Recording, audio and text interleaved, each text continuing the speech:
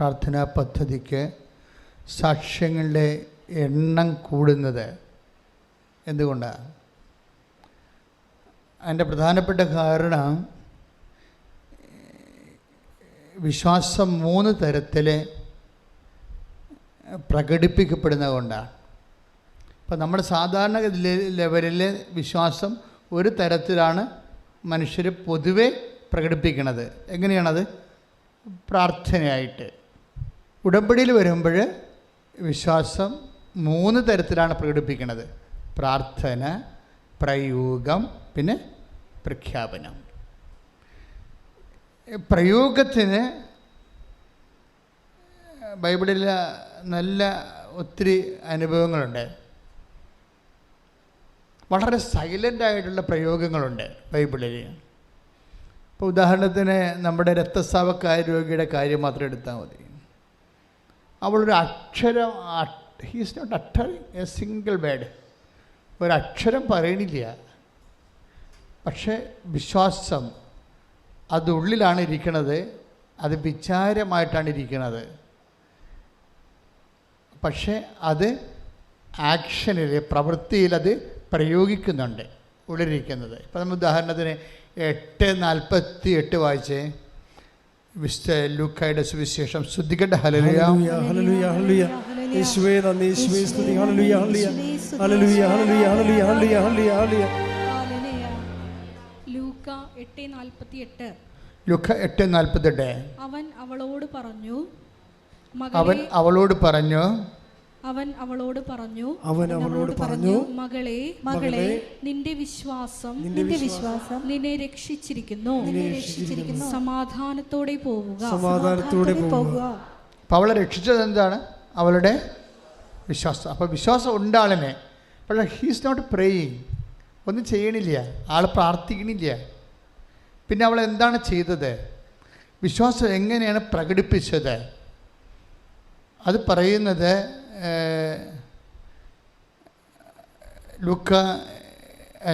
വിശുദ്ധ മത്തായി ശ്ലീഹായുടെ സുവിശേഷം 9:21. മത്തായി 9:21. അവൻ്റെ വസ്ത്രത്തിൽ ഒന്ന് സ്പർശിച്ചാൽ മാത്രം മതി, എനിക്ക് സൗഖ്യം കിട്ടുമെന്ന് അവൾ ഉള്ളിൽ വിചാരിച്ചിരുന്നു. മത്തായി 9:21 പറഞ്ഞ് അവൻ്റെ വസ്ത്രത്തിൽ ഒന്ന് സ്പർശിച്ചാൽ മാത്രം മതി, തനിക്ക് സൗഖ്യം ലഭിക്കുമെന്ന് അവൾ ഉള്ളിൽ വിചാരിച്ചു. ഉള്ളിൽ വിചാരിച്ചിരിക്കുകയാണ്, പുറത്ത് പറയുന്നില്ല, ശബ്ദമില്ല. അതിനെ ഒരു വിചാരം മാത്രമായി. വിശ്വാസം ഒരു വിചാരം മാത്രമായി നിലനിന്നുകൊണ്ട് തന്നെ ശബ്ദമില്ലാതെ പ്രയോഗത്തിലൂടെ അവളത് പ്രകടിപ്പിക്കണ കാണാം. 8:46 എടുത്ത് ലൂക്കാ സുവിശേഷം. സ്തുതിക്കട്ടെ. ഹല്ലേലൂയ, ഹല്ലേലൂയ, ഹല്ലേലൂയ, ഹല്ലേലൂയ, ഹല്ലേലൂയ. യേശുവേ നന്ദി, യേശുവേ സ്തുതി. ഹല്ലേലൂയ, ഹല്ലേലൂയ, ഹല്ലേലൂയ, ഹല്ലേലൂയ, ഹല്ലേലൂയ, ഹല്ലേലൂയ. ലൂക്കാ 8:46. യേശു പറഞ്ഞു, ആരോ എന്നെ സ്പർശിച്ചു, എന്നിൽ നിന്ന് ശക്തി നിർഗമിച്ചിരിക്കുന്നു എന്ന് ഞാൻ അറിയുന്നു. ഈശോയിൽ നിന്ന് എന്താണ് നിർഗമിച്ചത്? ശക്തി. അതെങ്ങനെയാണ് നിർഗമിക്കാൻ കാരണം? ആരോ എന്നെ സ്പർശിച്ചു. ഈശോനെ നമുക്ക് പലതരത്തിൽ സ്പർശിക്കാം. ഈശോയുടെ ഹൃദയത്തെ സ്പർശിക്കാം, ശരീരത്തെ സ്പർശിക്കാം, ഈശോയുടെ സാന്നിധ്യത്തെ സ്പർശിക്കാം. ഇത് എല്ലാം ഇതിൻ്റെതായിട്ടുള്ള. ഇപ്പോൾ ഒരു വിധവ ചില്ലിക്കാശിട്ടില്ലേ, ആ ഒരു വിധവ ശ്രീഭണ്ഡാരത്തിൽ ഈശോ ഇരിക്കണ സമയത്ത് ഒരു വിധവ കൊണ്ടുവന്ന് ഒരു പൈസയ്ക്ക് തുല്യമായ ഒരു ചില്ലി തൊട്ടിട്ട് അപ്പോഴേ ഈശോ എഴുന്നേറ്റു. എന്താ പറഞ്ഞത്? എല്ലാവരെയും കൂടുതലായി അവളെ നിക്ഷേപിച്ചിരിക്കുന്നു. ലൂക്ക 21 2-3 തിരുവചനങ്ങൾ. ലൂക്ക 21:2-3. ദരിദ്രയായ ഒരു വിധവ, ദരിദ്രയായ ഒരു വിധവ 2 ചെമ്പ് തൊട്ടുകൾ ഇടുന്നതും അവൻ കണ്ടു. അവൻ പറഞ്ഞു ദരിദ്രയായ ഈ വിധവ മറ്റെല്ലാവരെയും കാൾ കൂടുതൽ നിക്ഷേപിച്ചിരിക്കുന്നു എന്ന് സത്യമായി ഞാൻ നിങ്ങളോട് പറയുന്നു. അപ്പൊ ആ വിധവ ഈശോയുടെ ശരീരത്തെ സ്പർശിക്കുന്നില്ല, പിന്നെ എവിടെയാണ് സ്പർശിക്കുന്നത്? ഹൃദയത്തെ, മനസ്സിനെ സ്പർശിക്കുക. നമ്മുടെ ചില പ്രവൃത്തികൾ ഈശോനെ എവിടെയാണ് സ്പർശിക്കുന്നത്? മനസ്സിലാണ് സ്പർശിക്കുന്നത്. അപ്പോൾ നിങ്ങൾക്ക് ഉടമ്പടിയിലൂടെ നിങ്ങൾ ചെയ്യുന്ന കാരുണ്യ പ്രവൃത്തികൾ ഈശോനെ എവിടെയാണ് സ്പർശിക്കുന്നത്? മനസ്സിലാണ്. അതെപ്പോഴും അറിയണം. നമ്മൾ ചെയ്യുന്ന കാരുണ്യ പ്രവൃത്തികൾ ഇത് ഭയങ്കര ഇപ്പം കഴിഞ്ഞ ദിവസങ്ങളിലേ അഖിൽ ജോസഫിൻ്റെ സാക്ഷ്യം നിങ്ങളത് നോക്കണം. നല്ല സൂപ്പർ സാക്ഷിയാണ്. എല്ലാ സാക്ഷ്യങ്ങളും സൂപ്പറാണ്. ചില സാക്ഷിക്കിന് ചില പെക്കൂലിയർ ഫീച്ചേഴ്സ് ഉണ്ടാവും. അഖിൽ ജോസഫ് പറയണത് അദ്ദേഹത്തിന് ഒരു അമേരിക്കൻ വിസ ആദ്യം ബ്ലോക്ക് ചെയ്യും, റിജക്റ്റ് ചെയ്യും. നിങ്ങൾക്കറിയാമല്ലോ, അമേരിക്കൻ വിസ റിജക്റ്റ് ചെയ്താൽ ചിലപ്പോൾ ഒരിക്കലും കിട്ടത്തില്ല. അല്ലെങ്കിൽ പിന്നെ കോൾ ഫോർ ചെയ്യണത്, ഒരു ഇൻ്റർവ്യൂവിന് കോൾ ഫോർ ചെയ്യണത് 6 മാസം കഴിഞ്ഞിട്ടാണ്. പക്ഷേ ഇനി തൻ്റെ ജോലി തൻ്റെ കയ്യിൽ നിന്ന് പോയെന്ന് മനസ്സിലാക്കിയപ്പോൾ അവൻ വന്ന് ഉടമ്പടി ചെയ്യും. ഉടമ്പടി ചെയ്ത് കഴിഞ്ഞ് അപ്പോൾ ഒരാഴ്ചക്കുള്ളിൽ തന്നെ വീണ്ടും ഇവന് ഇമെയിൽ വരും വിസ ഇൻ്റർവ്യൂവിന്. അത്രയും സ്പീഡാണ്. ടൈം ഷോർട്ടനിങ് എന്നൊക്കെ ഞാൻ പറയുമ്പോൾ നിങ്ങളത് ശ്രദ്ധിക്കത്തില്ല, നിങ്ങൾക്കത് മനസ്സിലാവത്തില്ല. ടൈം ഷോർട്ടനിങ് എന്ന് പറയണത് ഇപ്പോൾ അമേരിക്കൻ വിസ കിട്ടുന്നതിന് നിയമപരമായിട്ട് നിങ്ങൾക്കറിയാം, റിജക്റ്റായി കഴിഞ്ഞാൽ എല്ലാവരും തലേ കൈ വെച്ചുകൊണ്ട് നടക്കേ ഉള്ളൂ. കാര്യം ഒരിക്കലും അത് സ്കാൻ ചെയ്ത് സ്ക്രൂട്ടൺ ചെയ്ത് ഫിൽട്ടർ ചെയ്തൊക്കെ വരുമ്പോൾ നിങ്ങളെ അവർ ആ രാജ്യത്ത് കൊണ്ടുപോകാൻ ഉദ്ദേശിക്കണില്ല എന്ന് നിങ്ങൾക്ക് മനസ്സിലാകും. അതാണ് എൻ്റെ വിഷയം. അപ്പോൾ അതുകൊണ്ട് പ്രത്യേകിച്ച് ട്രംപിൻ്റെ കാലത്ത് ഇത് കുറച്ചുകൂടി കർക്കശ്യമായി. അപ്പോഴേ അങ്ങനെ വന്നപ്പോഴേ ഇത് കിട്ടാൻ സാധ്യതയില്ല. പിന്നെ ആകപ്പാട് പിന്നെയുള്ള സാധ്യത എന്താണ്? അഖിൽ ജോസഫിന് മനസ്സിലായ ഉടമ്പടിയാണ് പിന്നെ ഉള്ളൊരു സാധ്യത. അമ്മ തന്നെ ഈ വിഷയം നേരിട്ടെടുക്കണം. ഫയല് അമ്മയെ ഏൽപ്പിക്കുന്നത് തുല്യമാണ് നമ്മൾ ഉടമ്പടി ചെയ്യണത്. അപ്പോൾ ആ സാക്ഷി നിങ്ങൾ കേൾക്കുമ്പോൾ മനസ്സിലാവാതെ പുള്ളിക്കാരൻ വന്ന് ശക്തമായ രീതിയിൽ ഉടമ്പടി എടുത്തിട്ട് ഉടമ്പടി ആക്ടിവേറ്റ് പുള്ളിക്കാരൻ അത് പ്രവർത്തനത്തിലേക്ക് വരുമ്പോൾ തന്നെ പെട്ടെന്ന് ടൈം ഷോട്ടിന് സമയച്ചുരുക്കം പ്രാപിച്ചിട്ട് ഇയാളെ അങ്ങോട്ട് വിളിക്കും ഇൻ്റർവ്യൂ വിളിച്ച് ഇൻ്റർവ്യൂ പാസ്സാകും. പിന്നെ പെട്ടെന്നാണ് ഇൻ്റർവ്യൂ പാസ്സാകുന്നത്. അതായത് അമ്മ ഫയലെടുത്ത് കഴിഞ്ഞാൽ നിങ്ങൾ പിന്നീട്, അതായത് എന്തെങ്കിലും ഒരു അനക്കം ഉടമ്പടിക്ക് ഉണ്ടായാൽ പിന്നെ നിങ്ങൾ ഒരിക്കലും പഴയ ആൾക്കാരായിരിക്കരുത്. അത് നിങ്ങൾക്ക് പറ്റുന്ന അബദ്ധം. അത് ശരി, നിങ്ങൾ വിചാരിക്കുക സ്വാഭാവികമായിട്ട് വിളിച്ചായിരിക്കും. ഇപ്പം ഞാൻ ഉടമ്പടി എടുത്തില്ലെങ്കിലും എന്നെ വിളിക്കുമായിരിക്കും. ഇങ്ങനെയാണ് ഈ പൊട്ട മനുഷ്യർക്ക് സംഭവിക്കുന്നത്. അതിൽ നിങ്ങൾ പെട്ടെന്ന് കോൾഫർ ചെയ്യുമ്പോൾ അമ്മ ഇടപെടുമ്പോൾ അതിൻ്റെ അകത്തൊരു ഒന്ന് നോട്ട് ബൈ മിനിറ്റിലായിരിക്കും അത് വർക്ക് ചെയ്യണത്. 2 ടൈം ഷോർട്ടറിങ് ഉണ്ടാവും, പിന്നെ ലൈറ്റ് ബൈൻഡിങ് ഉണ്ടാവും, പിന്നെ അങ്ങനെ 4 ഫോർമാറ്റ് ഏതെങ്കിലും ഒരെണ്ണം ഉണ്ടെങ്കിൽ നിങ്ങൾക്ക് മനസ്സിലാക്കണം ഇത് ഉടമ്പടി പ്രോഡക്റ്റാണെന്ന്, ഉടമ്പടിയുടെ ഇഫക്റ്റാണെന്ന് മനസ്സിലാക്കാം. എന്തൊക്കെയാണത്? നോട്ട് ബൈ മെറിറ്റ്, അതായത് നമ്മുടെ യോഗ്യതയില്ല, പക്ഷേ നമുക്ക് കൃപയാൽ നമ്മൾ വിളിക്കപ്പെടുന്നു. പിന്നെ എന്താ? ടൈം ഷോർട്ടനിങ്, നമ്മളെ ഞെട്ടിപ്പിച്ചുകൊണ്ട് സമയച്ചുരുക്കം പ്രാപിക്കും. അപ്പം തന്നെ മനസ്സിലാക്കാം ഇത് അമ്മയാണ് അടുത്ത ഈ ലൈനിൽ നിൽക്കണം, നമ്മളല്ല. നമ്മളെ മാറ്റിയിട്ട് അമ്മ ഡയറക്റ്റ് വിഷയം കൈകാര്യം ചെയ്യാൻ തുടങ്ങിയെന്നും. ഡയറക്റ്റ് വിഷയം കൈകാര്യം തുടങ്ങാനില്ല. നമുക്ക് ഉടമ്പടിന് ശേഷം നമുക്ക് മനസ്സിലായത് ഈ സഞ്ചാരി മാതാവ് പണ്ട് ഒരു 6 മാസം കൂടുമ്പോൾ 2-3 സാക്ഷ്യമാണ് സഞ്ചാരി മാതാവിൻ്റെ കിട്ടിക്കൊണ്ടിരുന്നത്. ഇപ്പോഴ് ആഴ്ചയിൽ ഒരു ദിവസം 1-2 വെച്ച് എല്ലാ ദിവസം പ്രതി സഞ്ചാരി മാതാവിൻ്റെ സാക്ഷ്യങ്ങൾ കിട്ടുന്നുണ്ട്. സഞ്ചാരി മാതാവ് എന്ന് പറയുമ്പോൾ ആൾക്കാർക്ക് തോന്നി എന്നാ സഞ്ചാരി മാതാവ് നിങ്ങൾക്കറിയാമല്ലോ. അത് നമ്മളെ കൃപാസനത്തിന് വണങ്ങുന്ന അമ്മ ആരാണ്? വാഗ്ദാന പേടകമാണ്. നമ്മൾ ലുത്തീനിയയിലുണ്ട് വാഗ്ദാന പേടകമേ ഞങ്ങൾക്ക് വേണ്ടി അപേക്ഷിക്കണമേ. പക്ഷേ ലോകത്തിലോടത്തിൽ വാഗ്ദാന പേടകമായിട്ട് അമ്മയെ വണങ്ങുന്ന സ്ഥലങ്ങൾ കുറവാണ്, വടച്ചുരുക്കി. ഞാൻ യൂട്യൂബിൽ ഗൂഗിളിൽ നോക്കിയിട്ട് ഒരു സ്ഥലമോ മറ്റോ ഉണ്ട്. അത് ഈ രീതിയിലല്ല, ഇല്ലെന്ന് തന്നെ പറയാം. ഇത് അമ്മയുടെ പ്രത്യക്ഷീകരണവുമായിട്ട് ബന്ധപ്പെട്ട് ഉടമ്പടി തന്നപ്പോഴാണ് നമുക്ക് മനസ്സിലായത് ഉടമ്പടി ഇരിക്കുന്നത് വാഗ്ദാന പേടകത്തിലാണ്. അങ്ങനെയാണ് മനസ്സിലായത്. കൃപാസനത്തിലെ അമ്മ വെളിവാകപ്പെട്ടിരിക്കുന്നത് വാഗ്ദാന പേടകമായിട്ടാണെന്നാണ്. വാഗ്ദാന പേടകത്തിൻ്റെ അവസ്ഥ അറിയാമല്ലോ. അതായത് വാഗ്ദാന പേടകം ഒരു വ്യക്തി, അതിൻ്റെ ഒരു മെക്കാനിസം ഇതാണ്. ഒരു വ്യക്തി ദൈവത്തിൻ്റെ വചനം ദൈവത്തിൻ്റെ സ്നേഹത്തോടെ കർക്കശ്യമായി അനുഷ്ഠിച്ചു കഴിഞ്ഞാൽ, ഈശോ എന്താ പറഞ്ഞത്? എൻ്റെ വചനം നിങ്ങൾ നിലനിൽക്കുന്നു കഴിഞ്ഞാൽ നിങ്ങൾക്ക് ഇഷ്ടമുള്ളത് 15:7 എടുത്ത് ശ്രദ്ധിക്കട്ടെ. ഹല്ലേലൂയ ഹല്ലേലൂയ ഹല്ലേലൂയ ഹല്ലേലൂയ ഹല്ലേലൂയ ഹല്ലേലൂയ. യേശുവേ നന്ദി. ഹല്ലേലൂയ ഹല്ലേലൂയ. യോഹന്നാൻ 15:7. യോഹന്നാൻ 15:7. നിങ്ങൾ എന്നിൽ വസിക്കുകയും എന്റെ വാക്കുകൾ നിങ്ങളിൽ നിലനിൽക്കുകയും ചെയ്യുന്നെങ്കിൽ ഇഷ്ടമുള്ളത് ചോദിച്ചു കൊള്ളുക, നിങ്ങൾക്ക് ലഭിക്കും. That's okay. നിങ്ങളൊന്ന് പറഞ്ഞ്, നിങ്ങൾ എന്നിൽ വസിക്കുകയും എൻ്റെ വാക്ക് നിങ്ങളിൽ നിലനിൽക്കുകയും ചെയ്യുന്നെങ്കിൽ നിങ്ങൾക്ക് ഇഷ്ടമുള്ളത് ചോദിക്കാം, നിങ്ങൾക്ക് ലഭിക്കും. അപ്പോൾ ഈ വാഗ്ദാന പേടകത്തിൻ്റെ മെക്കാനിസം അങ്ങനെയാണ്. എന്താണ്? നമ്മൾ ദൈവത്തിൻ്റെ വചനം അവൻ പറയണത് പോലെ ചെയ്യണം. പക്ഷെ ഒരു പ്രോബ്ലം അതിൻ്റെ അകത്തുണ്ട്. നമ്മൾ എവിടെയാണ് നമുക്ക് ഫ്ലോപ്പ് സംഭവിക്കുന്നത്, എവിടെയാണ് നമുക്ക് മാർക്ക് പോകണമെന്ന് നിങ്ങൾ അറിയണം. ഞാനിപ്പോഴേ ഇവിടെ അല്ലേ എല്ലാ ദിവസവും യൂത്തിനോട് സംസാരിക്കും. കാരണം യൂത്തിനെ അവർ ഇപ്പോൾ IELTS, MOH, HAD, PSC, UPSC ഒക്കെ എഴുതാൻ വന്ന കുട്ടികൾ എങ്ങനെയായാലും 10-30 കുട്ടികൾ ഒരു ദിവസം ഉടമ്പടി അച്ഛനെ കാണാൻ വരും. അപ്പം ഞാൻ അവർ ബൾക്കായിട്ട് അവരോട് സംസാരിക്കും. അവരോട് സംസാരിക്കുമ്പോൾ ഞാൻ എന്താ അവരോട് സംസാരിക്കണമെന്ന് അറിയാമോ? നിങ്ങൾ കൃപയുടെ ലീക്കേജുകൾ ബ്ലോക്ക് ചെയ്യാൻ പറയും. കൃപയുടെ ലീക്കേജുകളെ ബ്ലോക്ക് ചെയ്യാൻ പറയും. എന്ന് വെച്ച് കഴിഞ്ഞാൽ നമ്മൾക്ക് പറ്റണ ഒരു അബദ്ധം അതാണ്.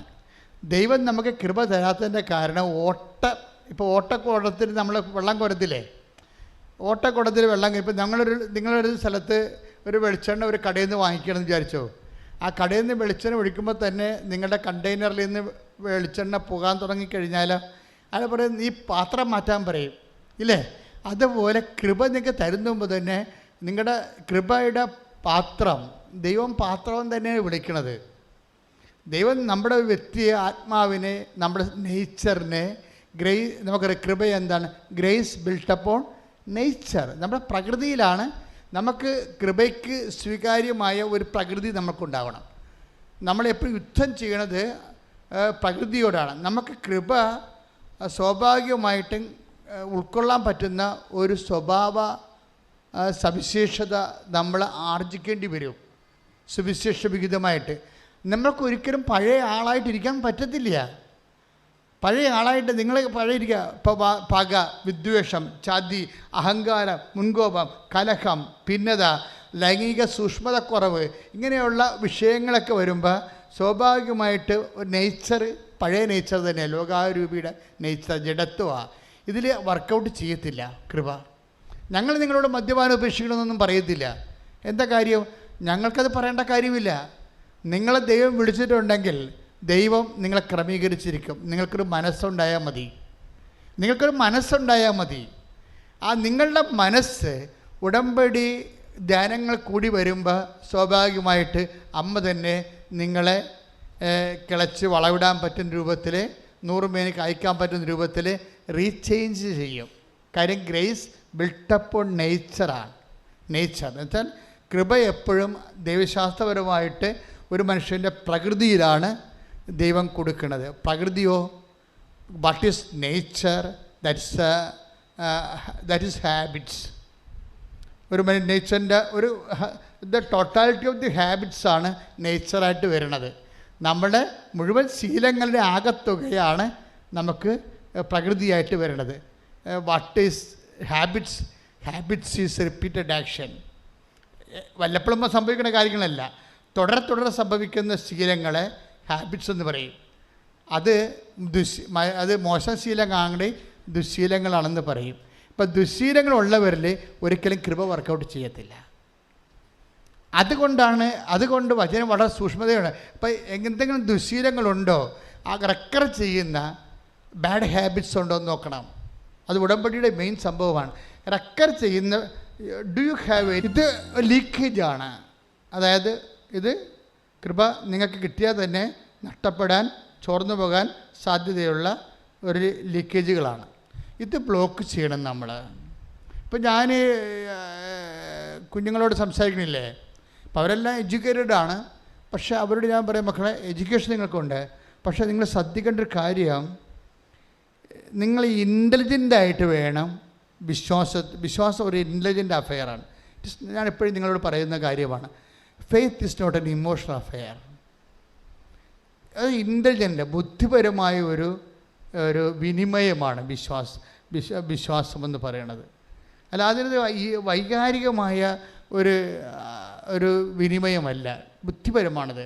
ഞാൻ അപ്പം മക്കളോട് പറയും, ദൈവത്തോട് നിങ്ങൾ ഇടപെടുമ്പോൾ ഇൻ്റലക്റ്റായിട്ട് ഇൻ്റലിജൻ്റായിട്ട് ഇടപെടണം. എന്താ കാര്യം? ഇപ്പം നിങ്ങളിപ്പോൾ ഒരു IELTS, MOH, അതൊക്കെ പഴയ അല്ലെങ്കിൽ PSC എന്തെങ്കിലും ഇൻ്റർവ്യൂവിനൊക്കെ പോകണം. അപ്പോൾ നിങ്ങളിപ്പോൾ ഒരു ഉടമ്പടിയിൽ നിൽക്കുകയാണ്. ഉടമ്പടി നിൽക്കുമ്പോൾ നിങ്ങളിപ്പോൾ ഉടമ്പടി പ്രകാരം പ്രേക്ഷിത പ്രവർത്തനം ചെയ്യുന്നുണ്ട്, അല്ലേ? പ്രേക്ഷിത പ്രവർത്തനം, കാരുണ്യ പ്രവർത്തികൾ ചെയ്യുന്നുണ്ട്. അതുപോലെ തന്നെ നിങ്ങൾ രോഗികളെ കാണുന്നുണ്ട്, ഒക്കെ ശരി. നിങ്ങൾ സൗമ്യത പാലിക്കുന്നുണ്ട്, പ്രാർത്ഥനയിൽ ജീവിക്കുന്നുണ്ട്, ഇതൊക്കെ ശരി. പക്ഷെ ദൈവത്തിന് ഒരു കാര്യം അറിയാം. എന്താണ് ദൈവത്തിന് അറിയാവുന്നത്? നിങ്ങൾ ഈ പരീക്ഷക്കാലം കഴിയുമ്പോൾ പഴയ ആൾക്കാരായിട്ട് കൺവേർട്ട് ചെയ്യുമെന്നറിയാം. അതോടുകൂടി നിങ്ങളുടെ കാര്യത്തിൽ ഒരു തീരുമാനമാകും. ഇതാണ് പ്രശ്നം. ഇൻ്റലിജൻ്റ് എന്ന് പറയാം. ഫെയ്ത്ത് ഇൻ്റലിജൻ്റായിട്ടാണ് കൈകാര്യം ചെയ്യേണ്ടത്. ഇത് ലീക്കേജാണ്. ഇത് ദൈവത്തിന് നിങ്ങളെക്കുറിച്ചുള്ള മുൻവിധിയുണ്ട്. അതായത് ഈ അഭ്യാസവും ഈ പ്രാർത്ഥനയൊക്കെ കാണിക്കുന്നത് വയറ്റിപ്പഴപ്പിന് വേണ്ടി മാത്രമാണ്, തൽക്കാലം ജയിച്ചു കയറാൻ വേണ്ടിയുള്ള ഉടായ്പാണ്. ഇത് കഴിഞ്ഞു കഴിഞ്ഞാൽ തനി സ്വഭാവം കാണിക്കും. തനി സ്വഭാവം, അതാണ് ലീക്കേജ് എന്ന് പറയുന്നത്. നിങ്ങളുടെ തനി സ്വഭാവം, കണ്ടത്തടിക്ക് മുണ്ടത്തടി, അപ്പൻ്റെ അടുത്ത് നിങ്ങൾക്കറിയാമല്ല, നമ്മൾ നാട്ടുകാരുടെ കടത്തിലൊന്നും കയറണ്ട, അവർ ഇങ്ങനെ പെടരി ഞൊട്ടിക്കൊണ്ട് പോകും. നിങ്ങളുടെ കാര്യം നിങ്ങൾ സ്വന്തം അമ്മയുടെ അടുത്തേക്ക് അറിയാൽ മതി, നിങ്ങളുടെ കാര്യത്തിൽ തീരുമാനമാകും. That is U. സ്വന്തം അമ്മയോട് എന്താ നിങ്ങൾ പെരുമാറണത്, അല്ലെങ്കിൽ സ്വന്തം അമ്മമ്മയോട് അപ്പനോട് എന്താ പെരുമാറണത്, അതാണ് നിങ്ങൾ. അതെൻ്റെ അപ്പനല്ലേ എൻ്റെ അമ്മയല്ലേ എന്ന് വിചാരിച്ചുകൊണ്ട് നിങ്ങൾക്ക് ലൈസൻസ് ഇല്ല എന്തും പറയാനോ എന്തും ചെയ്യാനോ. ദാറ്റ് ഈസ് നിങ്ങളതാണ്. ഇപ്പോൾ ദൈവം അസസ് ചെയ്യുമ്പോൾ അതാണ്. അപ്പൻ ചിലപ്പോൾ ക്ഷമിക്കും, അമ്മയെ ക്ഷമിക്കും. കാര്യം നിങ്ങളെ പെറ്റ് വളർത്തിയ ഒത്തിരി ഇൻവെസ്റ്റ്മെൻറ്റ് അവർക്കുള്ളത് കൊണ്ട് അവർ ക്ഷമിക്കാൻ മാർഗമില്ലല്ലോ, അതുകൊണ്ട് അവർ മിണ്ടത്തില്ല. പക്ഷെ നിങ്ങളുടെ കാര്യത്തിൽ ഒരു തീരുമാനമാകും. ഇതുകൊണ്ട് ഈശോ എന്താ പറഞ്ഞത്? നിങ്ങൾ എന്നെ സ്നേഹിക്കണമെങ്കിൽ മാത്രമേ ഈ പണിക്കിറങ്ങാവൂ. മനസ്സിലായില്ലേ? 15-14 take the word of God. സ്തുതിക്കട്ടെ. ഹല്ലേലൂയ ഹല്ലേലൂയ ഹല്ലേലൂയ ഹല്ലേലൂയ ഹല്ലേലൂയ. യേശുവേ നന്ദി, യേശുവേ സ്തുതി. ഹല്ലേലൂയ ഹല്ലേലൂയ ഹല്ലേലൂയ ഹല്ലേലൂയ ഹല്ലേലൂയ. യോഹന്നാൻ 15:14. യോഹന്നാൻ 15:14. ഞാൻ നിങ്ങളോട് കൽപ്പിക്കുന്നത് നിങ്ങൾ ചെയ്യുന്നെങ്കിൽ നിങ്ങൾ എൻ്റെ സ്നേഹിതരാണ്. അപ്പം ഞാൻ നിങ്ങളോട് കൽപ്പിക്കുന്നത് നിങ്ങൾ ചെല്ലുന്നെങ്കിൽ എന്നാണ് ഈശോ പറഞ്ഞത്. അല്ല, ചെയ്യുന്നെങ്കിൽ. ഉടമ്പടിയാണ് സംഭവം. ഇതെല്ലാം ചെയ്യുന്ന കാര്യങ്ങളാണ്. ഞാൻ നിങ്ങളോട് കൽപ്പിക്കുന്നത് നിങ്ങൾ ചെല്ലുന്നെങ്കിൽ എന്നാണ് ഈശോ പറഞ്ഞെങ്കിലേ നിങ്ങൾക്ക് വേണമെങ്കിൽ വചനം അവിടെ ഇരുന്നുകൊണ്ട് 3000 പ്രാവശ്യം ചെല്ലിയാൽ മതിയായിരുന്നു. വർക്കൗട്ട് ചെയ്യത്തില്ല. ഞാൻ നിങ്ങളോട് കൽപ്പിക്കുന്നത് പറഞ്ഞേ, നിങ്ങൾ ചെയ്യുന്നെങ്കിൽ നിങ്ങൾ എൻ്റെ സ്നേഹിതരാണ്. അപ്പൊ എൻ്റെ സ്നേഹിതരാണെന്നുള്ളതാണ് നിങ്ങളുടെ ഒരു status. You got the point. മനസ്സിലായില്ലേ? എൻ്റെ സ്റ്റാറ്റസ് എന്താണ്? പൗരോഹിത്യത്തോട് കാണിച്ച ഒരു ശുശ്രൂഷ ജീവിതമാണ് എൻ്റെ സ്റ്റാറ്റസ്. ദൈവത്തിൻ്റെ മുമ്പിൽ എൻ്റെ സ്റ്റാറ്റസ് അതാണ്. ഞാൻ വളരെ നീതി പുലർത്തി ഇത്രയും നാൾ ജീവിച്ച ഒരു ജീവിതമാണ്. അതാണ് എൻ്റെ സ്റ്റാറ്റസ്. നിങ്ങളുടെ ജീവിതം എന്താ? നിങ്ങളുടെ ദൈവവിളി, കുടുംബജീവിതം, അതിനോട് നീതി പുലർത്തി കർത്താവിൻ്റെ വചനം പാലിച്ചുകൊണ്ട് നിങ്ങൾ നിലനിൽക്കുമെങ്കിൽ അതാണ് 15:7. Take the word of God. ശ്രദ്ധിക്കട്ടെ. ഹല്ലേലൂയ ഹല്ലേലൂയ ഹല്ലേലൂയ ഹല്ലേലൂയ ഹല്ലേലൂയ. യേശുവേ നന്ദി, യേശുവേ സ്തുതി. ഹല്ലേലൂയ വായിച്ചോളൂ. നിങ്ങൾ എന്നിൽ വസിക്കുകയും നിങ്ങൾ എന്നിൽ വസിക്കുകയും എന്റെ വാക്കുകൾ നിങ്ങളിൽ നിലനിൽക്കുകയും ചെയ്യുന്നെങ്കിൽ ഇഷ്ടമുള്ളത് ചോദിച്ചുകൊള്ളുക, നിങ്ങൾക്ക് ലഭിക്കും. ഇപ്പം ഇവിടെ പ്രധാനപ്പെട്ട വാക്യതാണ് ഈ വചനത്തിൽ. നിങ്ങൾ എന്നിൽ വസിക്കുകയും എൻ്റെ വാക്ക് നിങ്ങളിൽ നിലനിൽക്കുകയും. ഇവിടെയാണ് വിഷയം. ഇതാണ് faith is an intelligent affair എന്ന് പറയണത്. ഈ ദൈവം എന്താ നോക്കണത്? ഈ വസ്തു വിൽക്കണ വരെ മാത്രമേ ഇവള് ഇങ്ങനെ കറങ്ങി ദൈവത്തിന് ചുറ്റിപ്പറ്റി നടക്കത്തുള്ളൂ. ഭർത്താവിൻ്റെ വെള്ളവടി മാറണ വരെ മാത്രമേ ഇവളിങ്ങനെ കർത്താവ് എന്ന് പറഞ്ഞിങ്ങനെ ചുറ്റിപ്പറ്റി രോഗികളെ കാണുകയും എന്നൊക്കെ ചെയ്ത് നടക്കുകയും ചെയ്യുന്നല്ലോ. അത് കഴിഞ്ഞാലുള്ള നിൻ്റെ എല്ലാ സ്കാനിങ് റിപ്പോർട്ടും കർത്താവിനടുത്തുണ്ട്. അതാണ് ദൈവത്തിൻ്റെ കണ്ണിൽ പൊഴിടാൻ പറ്റത്തില്ല. നിങ്ങളകപ്പെട്ടിരിക്കുകയാണ്. മനസ്സിലായില്ലേ? നിങ്ങൾ അതായത് ഇൻ്റലിജൻ്റ് ആയിരിക്കണം ഈ വിഷയത്തിൽ. അതുകൊണ്ട് നിങ്ങളുടെ മുമ്പിലുള്ള ഓപ്ഷൻ എന്താ? കർത്താവേ, ഈ കടന്നാലും ഞാൻ അങ്ങയുടെ മകളായി ജീവിക്കും. കൈയിടിച്ച് കർത്താവ് കർത്താവിൻ്റെ മനസ്സിനെ അതായത് രക്തസ്രാവക്കാർ രോഗിയെ കർത്താവിനെ പ്രസാദിപ്പിച്ചത് പ്രാർത്ഥന കൊണ്ടല്ല, പിന്നെ എന്താണ്? പ്രയോഗം കൊണ്ടാണ്. അവളെന്താ പ്രയോഗിച്ചത്? അവളെ പിന്നിലൂടെ വന്ന്, നമുക്കറിയാമല്ലോ, ദൈവത്തിനെ സമീപിക്കുന്നവർ മുമ്പിൽ വരണമെന്നൊന്നും ഒരു ആഗ്രഹമില്ല. ദൈവത്തിന് മുമ്പും പുറകൊന്നുമില്ല. ദൈവം മനസ്സിലായില്ലേ? പിന്നിലൂടെ വന്ന് അവൻ്റെ വസ്ത്രത്തിൽ സ്പർശിച്ചു. അവൾ ശബ്ദിച്ചില്ല, പ്രാർത്ഥിച്ചില്ല. പിന്നെ എന്ത് ചെയ്ത്? ഉള്ളിൽ മത്തായി 9:21 പറയും പോലെ ഉള്ളിൽ വിചാരിക്കുക മാത്രമേ ചെയ്തുള്ളൂ. വിശ്വാസം വിചാരത്തിൻ്റെ രൂപത്തിൽ അവിടെ ഉള്ളിലുണ്ടായിരുന്നു. ആ ഉള്ളിലുണ്ടായിരുന്ന വിചാരത്തെ വളരെ നിശബ്ദമായി അവൾ പ്രയോഗിക്കണം. കഴിഞ്ഞ ദിവസങ്ങളിലൊരു സാക്ഷ്യമുണ്ടായി. ഈ പ്രയോഗം ഏറ്റവും കൂടുതലുള്ള ഉടമ്പടിയിലാണ് ഏറ്റവും കൂടുതൽ പ്രയോഗമുള്ളത്. ഇപ്പോൾ കഴിഞ്ഞ ദിവസം ഒരു സാക്ഷ്യം ശ്രുതിയുടെ മക്കളെ യേശുവേ സ്വസ്ഥം.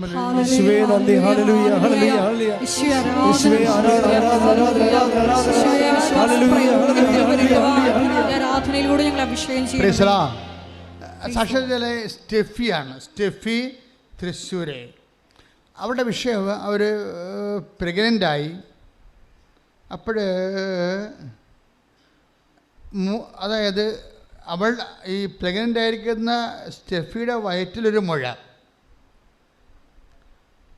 കുട്ടിയുടെ ഹൃദയത്തിൽ മുഴ, ഗർഭത്തെ ശിശുവിൻ്റെ, കുട്ടിയുടെ തലയിലും മുഴ. അപ്പോൾ ഡോക്ടറിൻ്റെ ഉപദേശം എന്താണ്? ഇതിനെ എടുത്ത് കളയുക, വേറെ മാർഗമൊന്നുമില്ല. ഇനി ജനിച്ചാൽ തന്നെ അത് വല്ല ബുദ്ധിമാന്യമോ ഉള്ള വൈകാല്യമുള്ള കൊച്ചാകും. കാര്യം കൊച്ചിൻ്റെ അമ്മയുടെ വയറ്റിൽ മുഴയുണ്ട്. അപ്പോൾ തന്നെ ബ്ലഡ് സർക്കുലേഷൻ്റെ ഒക്കെ ഒത്തിരി പ്രോബ്ലംസ് വരും. അല്ലാതെ തന്നെയുള്ള ഭക്ഷണ പ്രശ്നങ്ങളൊക്കെ എല്ലാം വരും. പിന്നെ എന്താ? കുട്ടിയുടെ ഹൃദയത്തിൽ മുഴ, പിന്നെ തലയിൽ മുഴ. അപ്പോൾ അത് ചാപിള്ളയായിട്ട് ജനിക്കും, അല്ലെങ്കിൽ ജനിച്ചാൽ തന്നെ കുട്ടിയെ കിട്ടാൻ മാർഗമില്ല. അപ്പോൾ എന്നിട്ട് സ്റ്റെഫി വിശ്വാസത്തെ വിട്ടുപോകണില്ല. നമ്മുടെ ഈ ഉടമ്പടി ആൾക്കാരെ കൊണ്ട് ഇപ്പോൾ ശരിക്കും, അതായത് പല ആൾക്കാരുടെയും വിശ്വാസം പെട്ടെന്ന് 8ാം ക്ലാസ്സിൽ നിന്ന് 10ാം ക്ലാസ്സിലായി, പെട്ടെന്ന് PDC ആയി, പെട്ടെന്ന് വിശ്വാസം ഡിഗ്രിയായി, പോസ്റ്റ് ഗ്രാജുവേഷനിലേക്ക് പെട്ടെന്ന്. നിങ്ങൾക്കൊരു പ്രോബ്ലം വരുമ്പോൾ നിങ്ങൾ പെട്ടെന്ന് പാസ്സായി പോണ കേൾക്കാം. ഓൾ പ്രൊമോഷനല്ല, ശരിക്കും. അതായത് ഒരു വിഷയത്തെ ഇൻവെസ്റ്റ് ചെയ്യാനുള്ള ഒരു വ്യക്തിയുടെ കഴിവ്, ability to invest on a problem, അതാണ് നമ്മുടെ ഇവിടെ. അതായത് ദൈവത്തിൽ വിശ്വസിക്കുന്നത് എന്താണ് ശരിക്കും പറഞ്ഞാൽ? വിശ്വാസം എന്ന് പറയണത് ability to invest on a problem in the basis in the name of Jesus.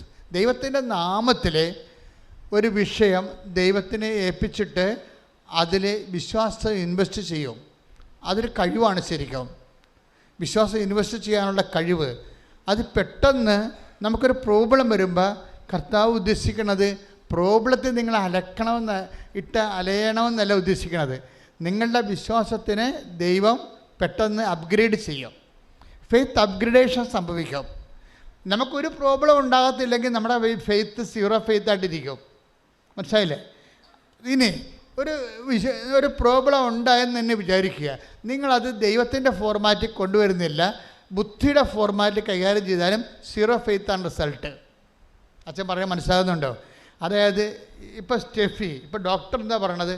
Doctor intellectual ഫോർമാറ്റാണ് അത് ഉപയോഗിക്കുന്നത് ബുദ്ധിപരമായിട്ട്. അത് ആ കുട്ടിയെ കിട്ടിയിട്ട് കാര്യമില്ല എന്ന് പറയണത്. കുട്ടിയെ കിട്ടിയിട്ട് കാര്യമില്ല, it is better to abort. ആ വൈദ്യശാസ്ത്രം അങ്ങനെ ചെയ്യത്തുള്ളൂ. ആവശ്യമില്ലാത്ത ഒരു റിസ്ക്കും അവരെടുക്കത്തില്ല. കാര്യം അങ്ങനെ ഒരു കുട്ടി ജനിച്ചാൽ പിന്നെ രാഷ്ട്രത്തിന് 2-3 പ്രശ്നങ്ങളാണ്. അമ്മ എന്ന് പറയുന്ന വ്യക്തിയുടെ ജീവിതം നോൺ പ്രൊഡക്റ്റീവ് ആകും. രാഷ്ട്ര പുനർനിർമ്മാണത്തിന് പിന്നെ ഉപയോഗിക്കാൻ പറ്റത്തില്ല. അവർ കൊച്ചിനെ ചുമന്നുണ്ടാക്കേണ്ടി വരികയില്ലേ. അപ്പോൾ ഇതിന് സ്വാഭാവികമായിട്ട് കുട്ടിക്ക് അമ്മയ്ക്കും രാഷ്ട്രം തീറ്റി കൊടുക്കണം, ഭക്ഷണം കൊടുക്കണം. അതാണ് രാഷ്ട്രത്തിൻ്റെ പ്രശ്നം. അതുകൊണ്ട് ഡോക്ടർമാർക്കെല്ലാം വളരെ റാഷണലായിട്ടുള്ള ഉപദേശമാണ് കൊടുക്കണം. അപ്പോൾ അവർ പറയും it is better to terminate എന്ന് പറയും. പക്ഷേ ഇത് ആരോടാ പറഞ്ഞിരിക്കണത്? ഒരു വിശ്വാസിയോടെ പറഞ്ഞിരിക്കണത്. വിശ്വാസിയെ സംബന്ധിച്ചിടത്തോളം ഈ ഡോക്ടർ പറയുന്ന ബുദ്ധിയുടെ അപ്പുറത്ത് അവർ വേറെ ഒരു ശക്തിയെ കാണുന്നുണ്ട്. ഇതിന് നമുക്കറിയാം, ദൈവം സാന്നിധ്യം നൽകണത് ശക്തിയുടെയും ജ്ഞാനത്തിൻ്റെയും രൂപത്തിലാണ്. ശക്തിയുടെയും ജ്ഞാനത്തിൻ്റെയും രൂപത്തിൽ നമ്മൾ ദൈവം എന്ന് പറയുന്നുണ്ടെങ്കിലും അനുഭവതലത്തിൽ നമ്മൾ അത് നമുക്ക് ഇങ്ങനെ ഡൗൺലോഡ് ചെയ്ത് കിട്ടണത് ശക്തിയും ജ്ഞാനവുമാണ് ദൈവം. ഇപ്പോൾ ഈശോയുടെ വചനം തന്നെ കേൾക്കാമല്ല. ഇപ്പോൾ 1 കൊറിന്തോസ് 1:24 take the bed of God. ശ്രുതിക്കട്ടെ. ഹല്ലേലൂയ ഹല്ലേലൂയ ഹല്ലേലൂയ ഹല്ലേലൂയ ഹല്ലേലൂയ. യേശുവേ നന്ദി. ഹല്ലേലൂയ ഹല്ലേലൂയ ഹല്ലേലൂയ. 1 കൊറിന്തോസ് 1:24 ക്രിസ്തു ദൈവത്തിൻ്റെ ശക്തിയും ദൈവത്തിൻ്റെ ജ്ഞാനവുമാണ്. അപ്പോൾ ക്രിസ്തു ആരാണ്? ദൈവത്തിൻ്റെ ശക്തി, ദൈവത്തിൻ്റെ ജ്ഞാനവുമാണ്. അപ്പോൾ ദൈവത്തിൽ നമുക്ക് 2 കാര്യം കിട്ടും. ജ്ഞാനം എന്ന് പറയുന്നത് എന്താണ്? ഒരു വിഷയത്തിൻ്റെ ആശയ പരിസരം. ഇപ്പോൾ ഈ ടേബിൾ ഉണ്ടാക്കണം, ആദ്യം എന്ത് ചെയ്യണം? ടേബിൾ വരക്കണം അല്ലേ? അതിൻ്റെ അപ്പോൾ വീടാണെങ്കിൽ പ്ലാൻ ഉണ്ടാക്കണം അല്ലേ? അതാണ് ജ്ഞാനം എന്ന് പറയണത്. ഇപ്പോൾ ഈ ലോകം ക്രിയേറ്റ് ചെയ്യണമെങ്കിൽ ദൈവം ഇതിൻ്റെ സ്കെച്ച് ഉണ്ടാക്കണം, സ്കെച്ചും പ്ലാനും ഉണ്ടാക്കണം. എന്നിട്ടാണ് അതിൻ്റെ അകത്ത് മാറ്റർ ഫില്ല് ചെയ്യണത്. അപ്പോഴേ അതുപോലെ തന്നെ അത് പ്രയോഗമെന്ന് പറയും. ഇപ്പോൾ ആദ്യം സിദ്ധാന്തം, പിന്നെ പ്രയോഗം. അതാണ് ജ്ഞാനവും ശക്തിയും. ശക്തിയാണ് പ്രയോഗം വരണത്. ദൈവം പവറായതുകൊണ്ട് പ്രയോഗം ശക്തിയിൽ വരുവാണ്. അപ്പോൾ അങ്ങനെ വരുമ്പോൾ നമുക്കത് നമ്മുടെ ബോഡിയിലാണ് ഈ ശക്തി ഇൻവെസ്റ്റ് ചെയ്യണമെങ്കിൽ അത് ഹീലിംഗ് ആയിട്ട് വരും. അതിനൊരു മീഡിയമായിട്ടാണ് ഉടമ്പടി തലം ഉപയോഗിക്കുന്നത്. ഉടമ്പടി തലം നമ്മൾ ഉപയോഗിക്കത്തില്ലേ? ഉടമ്പടി തലം ഞങ്ങൾ അതിൻ്റെ അകത്ത് പവർ ഇൻകൾക്കേറ്റ് ചെയ്തിരിക്കുകയാണ്. എങ്ങനെയാണ് ഇൻകൾക്കേറ്റ് ചെയ്യണത്? അത് കർത്താവ് നൽകിയ വിശുദ്ധ പൗരോഹിത്യത്തിൻ്റെ പരമാധികാരത്തിൽ കർത്താവ് ആശീർവാദ അനുഗ്രഹം തന്നിട്ടുണ്ടല്ലോ. അപ്പോൾ ആശീർവാദ അനുഗ്രഹം ചില അച്ഛന്മാർ സാധാരണ കാര്യങ്ങൾക്ക് വേണ്ടി ഉപയോഗിക്കും. ആ പള്ളിയിൽ കൊണ്ടുവന്ന സാധനങ്ങൾ വെഞ്ചരിച്ച് കൊടുക്കാനേ ഉപയോഗിക്കത്തുള്ളൂ. ഞാൻ ആശീർവാദ അനുഗ്രഹം എല്ലാത്തിനും ഉപയോഗിക്കുമായിരുന്നു, എല്ലാത്തിനും.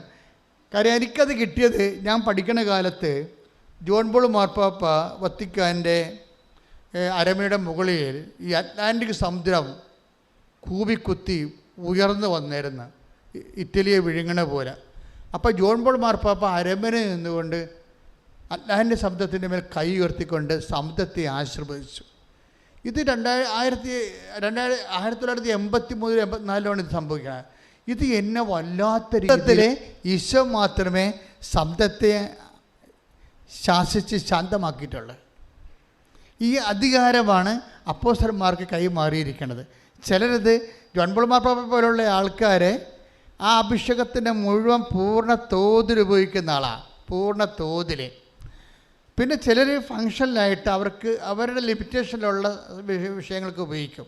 അപ്പോൾ ആശീർവാദം ജനങ്ങളെ ആശീർവദിക്കാനല്ല, അത് ഓരോരുത്തരെ ആശീർവദിച്ച് പൊട്ടടിക്കാൻ വേണ്ടി ദൈവം തന്നെ അതല്ല. ആശീർവാദം ജനങ്ങളെ പൊതു നന്മയ്ക്കാണ്. Take the bed of God, പൊതു നന്മ. ശ്രദ്ധിക്കട്ടെ. ഹല്ലേലൂയ ഹല്ലേലൂയ ഹല്ലേലൂയ. യേശുവേ നന്ദി. ഹല്ലേലൂയ ഹല്ലേലൂയ ഹല്ലേലൂയ. ആരാധിച്ചിട താഴ്വണീട ആശ്രയിച്ചിട ദിവ്യകാരുണ്യത്തെ. 1 കൊറിന്തോസ് 12:7. 1 കൊറിന്തോസ് 12:7. ഓരോരുത്തരിലും ആത്മാവ് വെളിപ്പെടുന്നത് പൊതു നന്മയ്ക്ക് വേണ്ടിയാണ്. അല്ല, ക്രിസ്ത്യാനിക്ക് വേണ്ടി മാത്രമാണെന്നല്ല, മനസ്സിലായില്ലേ? പൊതു നന്മ, അതായത് മനുഷ്യനും മൃഗങ്ങളും പ്രകൃതിയും കടലിലെ ജീവങ്ങളും എല്ലാം ആശീർവദിക്കേണ്ടതാണ്.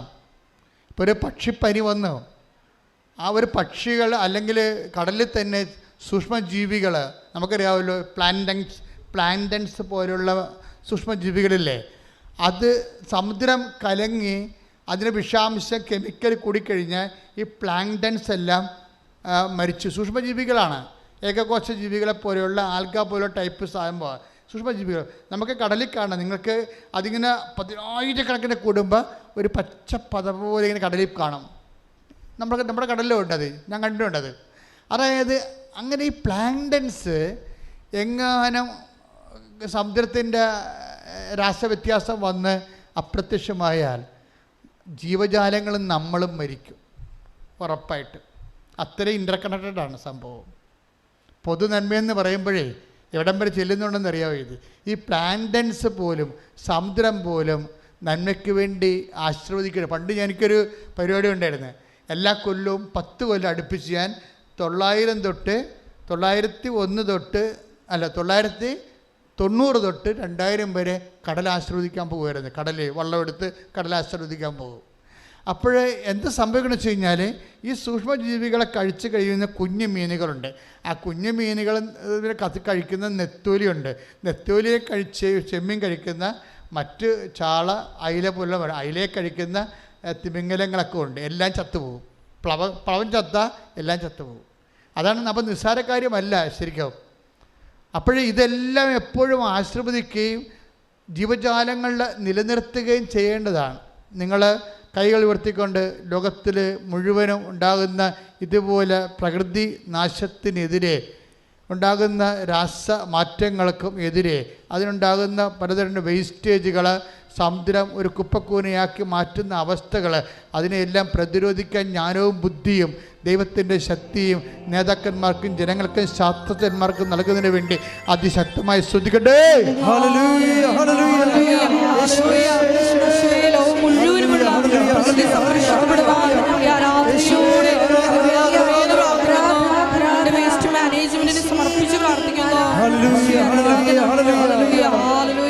ആശീർവാദ ശക്തിയും വരപ്രസാദങ്ങളും നൽകിയിരിക്കണം സഭയ്ക്ക്.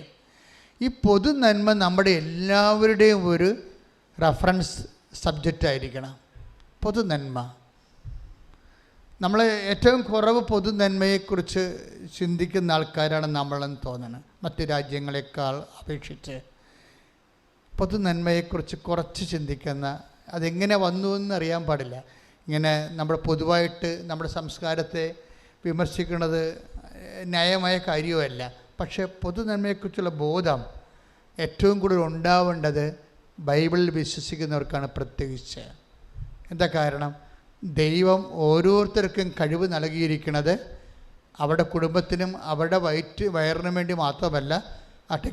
read it again. ശ്രദ്ധിക്കട്ടെ. ഹല്ലേലൂയ. 1 കൊരിന്ത്യസ് 12:7 ഓരോരുത്തരിലും വെളിപ്പെടുന്നത് പൊതു നന്മയ്ക്ക് വേണ്ടിയാണ്. അപ്പം ഇതാണ് ദൈവത്തിൻ്റെ കാഴ്ചപ്പാട്. നിങ്ങൾക്ക് ജോലി കിട്ടിയാലും നിങ്ങൾക്ക് വീട് കിട്ടിയാലും മറ്റ് ഒരു സമൂഹത്തിൻ്റെ മുമ്പിലാണ് നമ്മളിവിടെ ജീവിക്കുന്നത്. മറ്റുള്ളവരെക്കുറിച്ച് ഒരു കരുതൽ വേണം. ഇതിനാണ് കാരുണ്യ പ്രവൃത്തി എന്ന് പറയുന്നത്. കരുതലിൻ്റെ പ്രവൃത്തികളാണ് കാരുണ്യ പ്രവൃത്തികൾ. ഇപ്പം കാരുണ്യ പ്രവൃത്തികൾ, ഇപ്പം കഴിഞ്ഞ ദിവസങ്ങൾ ഷൈജ എന്നും പറഞ്ഞൊരു ഷൈജു വടുതല അങ്ങനെ ഒരു മോളോട് സാക്ഷ്യം പറഞ്ഞാൽ, അവിടെ സാക്ഷ്യം കേട്ട് ഞാൻ ചിരിച്ചുപോയി. കാര്യം വെച്ച് കഴിഞ്ഞാൽ ഇവളെ ഉടമ്പടി എടുത്തിട്ട് അവർക്ക് ഒരു ചീനവലമുണ്ട്. ഇപ്പം ഈ 4 കാല് കഴിച്ച് കായലിലേക്ക് കെട്ടിത്താത്തുന്ന വലയില്ലേ, കൊച്ചിയിലൊക്കെ ഉണ്ട്, ഞങ്ങളുടെ നാട്ടിലൊക്കെ ഉണ്ട്, പള്ളിത്തോട്ടിലേക്ക്. അപ്പോൾ അവിടെയൊക്കെ കായലിലൊക്കെ കാണാം. ഇപ്പം ചീനവലി രാത്രി മുഴുവൻ ഭയങ്കര കഷ്ടപ്പെട്ട ജോലിയാണത്. ഞാൻ പണ്ട് 10ാം ക്ലാസ്സൊക്കെ പഠിക്കുമ്പോൾ ചീനയുടെ തട്ടിലിരുന്നാണ് പഠിച്ചുകൊണ്ടിരുന്നത് എൻ്റെ കൂട്ടുകാരനായിട്ട്. അപ്പോൾ രാത്രി മുഴുവനും വല വലിക്കുമ്പോൾ കുറച്ച് വിലയും കിട്ടും, 2-3 കിലോ ചെമ്മീൻ കിട്ടുന്ന ദിവസമുണ്ട്. പക്ഷേ ഉറക്കനിപ്പ് അതിൻ്റെ ഇരട്ടിയാണ്. അത്രയും നമ്മളവർക്ക് സിമ്പിളാണ്. നിങ്ങൾ മീനൊക്കെ വാങ്ങിക്കുമ്പോൾ ഓർക്കണേ, അതിന് ഉറക്കം നിൽക്കുന്ന ആൾക്കാരുടെ കഷ്ടപ്പാടിൻ്റെ പകുതി പോലും അവർക്ക് കിട്ടണില്ല.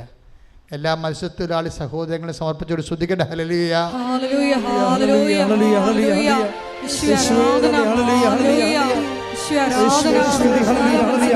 സമർപ്പിച്ചു പ്രാർത്ഥിക്കുന്നു.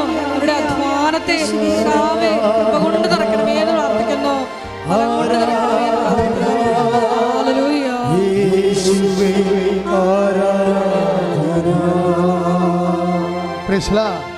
അപ്പോഴേ ഇവിടെ ഉടമ്പടി എടുത്ത് കാശുരൂപം കൊണ്ടുപോയി ചീന വല കെട്ടി. അപ്പോൾ അവൾ പറഞ്ഞ സാക്ഷ്യം ചെയ്യൽ ഇപ്പം കെട്ടിയിട്ട് 6 മാസമായി. ഇന്ന് വരെ അതായത് മത്സ്യം ഒഴിയണില്ല. സമൃദ്ധമായി രാത്രിയും പകലും ദൈവം അവരെ അനുഗ്രഹിച്ചുകൊണ്ടിരിക്കുകയാണ്.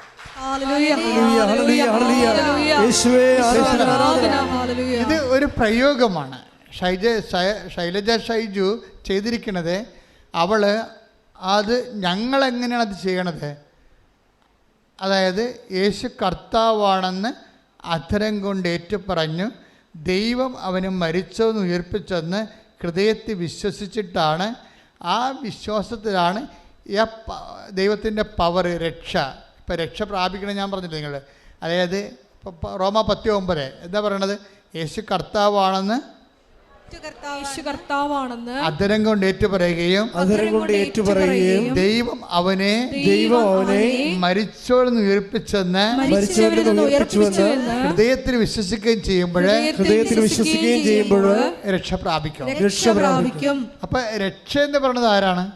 അതായത് ശമൂവേൽ പറയുന്നത് എല്ലാ മനുഷ്യർക്കും വേണ്ടി ഒരുക്കിയിരിക്കുന്ന രക്ഷ ഞാനെൻ്റെ കണ്ണുകൊണ്ട് കണ്ടിരിക്കുന്നു. Price the Lord. അതാരാണ്? ഉണ്ണീശോയെ കൈ കൊടുത്തപ്പോഴാണ് ശമൂവേൽ പറയണത് എന്താണിത്? പൊതു നന്മയ്ക്ക് വേണ്ടിയുള്ളതാണെന്ന്. മനസ്സിലായില്ലേ? ഇതുകൊണ്ടാണ് അക്രൈസ്തവരായ സഹോദരങ്ങൾ ഇവിടെ നിന്നുകൊണ്ട് ഇടിവെട്ട് സാക്ഷ്യം പറയുന്നതിൻ്റെ കാരണം ഇതാണ്. എന്താ കാര്യം? ഇത് എല്ലാ മനുഷ്യർക്കും വേണ്ടി ഒരുക്കിയിരിക്കുന്ന എല്ലാ മനുഷ്യർക്കും വേണ്ടി ഒരുക്കിയിരിക്കുന്ന രക്ഷ എൻ്റെ കണ്ണുകൊണ്ട് കണ്ടിരിക്കുന്നു. ശമൂവേൽ കണ്ടത് ആരെയാണ്? ആരെ കണ്ടത്? ഈശോനെ. അപ്പം രക്ഷ ആരാണ്? ഈശോ. അപ്പം ഈ ഈശോയെ നമ്മൾ ഈശോ ബേസിക്കലായിട്ട് ആരാണ്? 1 കൊരിന്ത്യർ 1:24 എന്താണ്? ദൈവത്തിൻ്റെ ജ്ഞാനവും ദൈവത്തിൻ്റെ ശക്തിയുമായ യേശുക്രിസ്തു. യേശുക്രിസ്തു എന്താണ് ഈ ജ്ഞാനം കിട്ടിയത്? ഹൗ ടു ഡു ഇറ്റ്, അതിൻ്റെ നോ ഹൗ, അതാണ് ജ്ഞാനം. അത് പ്രയോഗത്തിൽ വരുന്നതാണ് ശക്തി. അപ്പോൾ ഇതെങ്ങനെയാണ് യേശുക്രിസ്തുവിന് ശക്തി ജ്ഞാനം കിട്ടിയത്? അത് അറിയണമെങ്കിൽ നമ്മുടെ ദാനിയേൽ 2:20 ശ്രദ്ധിക്കട്ടെ. ഹല്ലേലൂയ. യേശുവേ നന്ദി, യേശുവേ സ്തുതി. ഹല്ലേലൂയ ഹല്ലേലൂയ ഹല്ലേലൂയ ഹല്ലേലൂയ. ദാനിയേൽ 2:20 അവൻ പറഞ്ഞു ദൈവത്തിന്റെ നാമം എന്നെന്നും വാഴ്ത്തപ്പെടട്ടെ, ജ്ഞാനവും ശക്തിയും അവിടുത്തേതാണ്. ഇപ്പൊ ദൈവം തൻ്റെ സാന്നിധ്യം നൽകണത് എന്ത് പ്രതീകത്തിലാണ്? നാമം എന്ന പ്രതീകത്തിലാണ്. പേര്. ഇത് വളരെ സീരിയസ് വിഷയമാണ്. നിങ്ങളിതൊക്കെ മനസ്സിലാക്കണം. അതായത് ദൈവം തൻ്റെ ശക്തി, ജ്ഞാനം അത് കൈമാറ്റം ചെയ്യുന്നതിന് വേണ്ടി നിലവിലുള്ള സ്ഥിതി എന്താണ്? നാമമാണ്. നാമം, പേര്. ആ പേരിൻ്റെ ഉള്ളിൽ എന്തൊക്കെയാണുള്ളത്? പേരിൻ്റെ ഉള്ളിൽ എന്തൊക്കെയാണുള്ളത്? ജ്ഞാനവും ശക്തിയും, സിദ്ധാന്തവും പ്രയോഗവും. ഒരു കാര്യം എങ്ങനെ ചെയ്യണം. അതുകൊണ്ടാണ് ഈ ജ്ഞാനവും നമുക്ക് ഇപ്പം യേശുവിൻ്റെ നാമം, യേശു നമ്മളിൽ സംലഭ്യമാകണത് എന്തിൻ്റെ പേരിലാണ്? നാമമായിട്ടാണ്. നാമം. ഇപ്പം 4:12 നടപടി പുസ്തകം. സ്തുതിക്കട്ടെ. ഹല്ലേലൂയ ഹല്ലേലൂയ ഹല്ലേലൂയ ഹല്ലേലൂയ. യേശുവേ നന്ദി, യേശുവേ സ്തുതി. ഹല്ലേലൂയ. അപ്പോസ്തല പ്രവർത്തനങ്ങൾ 4:12. ആ ആകാശത്തിന് കീഴേ, പറഞ്ഞ ആകാശത്തിന് കീഴേ, ആകാശത്തിന് കീഴേ മനുഷ്യരുടെ ഇടയിൽ നമുക്ക് രക്ഷയ്ക്ക് വേണ്ടി മറ്റൊരു നാമവും നൽകപ്പെട്ടിട്ടില്ല. അപ്പൊ കർത്താവായ ക്രിസ്തുവിന്റെ നാമം ഒഴികെ മനുഷ്യന്റെ പാപങ്ങൾ മോചിച്ചുകൊണ്ട് നിത്യരക്ഷ പ്രാപിക്കാൻ വേണ്ടി there is no other name is given. the name, അതായത് വേറെ നാമവും നൽകപ്പെട്ടിട്ടില്ല. പിന്നെ എന്താണ്? ക്രിസ്തുവിൻ്റെ നാമം. ഈ ക്രിസ്തുവിൻ്റെ നാമത്തെയാണ് നമ്മൾ എന്തു ചെയ്യും? ഗ്ലോറിഫൈ ചെയ്യും. ഇതിൻ്റെ ടെക്നിക്കാലിറ്റി മനസ്സിലാക്കണം നമ്മൾ. ക്രിസ്തുവിൻ്റെ നാമത്തെ അതിൽ നിന്ന് പവർ അടിക്കാൻ, ആ നാമത്തിൽ നിന്ന് ജ്ഞാനം നമുക്ക് ലഭിക്കാൻ, രണ്ട് കാര്യമാണ് ദൈവത്തിൻ്റെ നാമത്തിൽ നമുക്ക് ലഭിക്കുന്നത്. ഒന്ന് പവർ, ശക്തി. രണ്ടാമത്തെ എന്താണ്? ജ്ഞാനം. ഹൗ ടു ഡു ഇറ്റ്, അതിൻ്റെ നോ ഹൗ, ജ്ഞാനസൂത്രം. അതെങ്ങനെയാണ് ചെയ്യേണ്ടത്, എന്ത് ചെയ്യണം, ഇങ്ങനെയുള്ള കാര്യങ്ങൾ നമുക്ക് ഡൗൺലോഡ് ചെയ്ത് കിട്ടണത് ഈ നാമത്തിൽ നിന്നാണ്. അപ്പോൾ നാമത്തെ നമ്മൾ എന്താ ചെയ്യണത്? സാധാരണ നാമത്തെ എന്താ ചെയ്യണത്? ദൈവം ശക്തിയിലും ജ്ഞാനത്തിൽ സ്ഥിതി ചെയ്യുന്നത് അവൻ്റെ നാമത്തിലാണ്. അപ്പോൾ നാമത്തെ നമ്മൾക്ക് എന്താ ചെയ്യാൻ പറ്റണത്? ഈശോ എന്താ പറഞ്ഞത്? പിതാവേ, അങ്ങയുടെ നാമത്തെ മഹത്വപ്പെടുത്തണമേ. Take the word of God. സ്തുതിക്കട്ടെ. ഹല്ലേലൂയ, ഹല്ലേലൂയ, ഹല്ലേലൂയ, ഹല്ലേലൂയ. യേശുവേ നന്ദി. ഹല്ലേലൂയ, ഹല്ലേലൂയ, ഹല്ലേലൂയ, ഹല്ലേലൂയ, ഹല്ലേലൂയ, ആരാധന, ആരാധന. യോഹന്നാൻ 17:1. യോഹന്നാൻ 17:1. പുത്രൻ അവിടുത്തെ മഹത്വപ്പെടുത്തേണ്ടതിന്, പറഞ്ഞ പുത്രൻ അവിടുത്തെ മഹത്വപ്പെടുത്തേണ്ടതിന്, പുത്രൻ അവിടുത്തെ മഹത്വപ്പെടുത്തേണ്ടതിന് പുത്രനെ അങ്ങ് മഹത്വപ്പെടുത്തണമേ, പുത്രനെ അങ്ങ് മഹത്വപ്പെടുത്തണമേ. Praise the lord. യോഹന്നാൻ 12 എടുത്ത് സ്തുതിക്കട്ടെ. ഹല്ലേലൂയ, യേശുവേ നന്ദി, യേശുവേ സ്തുതി. ഹല്ലേലൂയ, ഹല്ലേലൂയ, ഹല്ലേലൂയ, ഹല്ലേലൂയ, ഹല്ലേലൂയ, ഹല്ലേലൂയ. യേശുവേ സ്തുതി. ഹല്ലേലൂയ, ഹല്ലേലൂയ, ആരാധന. ഹല്ലേലൂയ, ഹല്ലേലൂയ. യേശുവേ നന്ദി, ആരാധന, ആരാധന.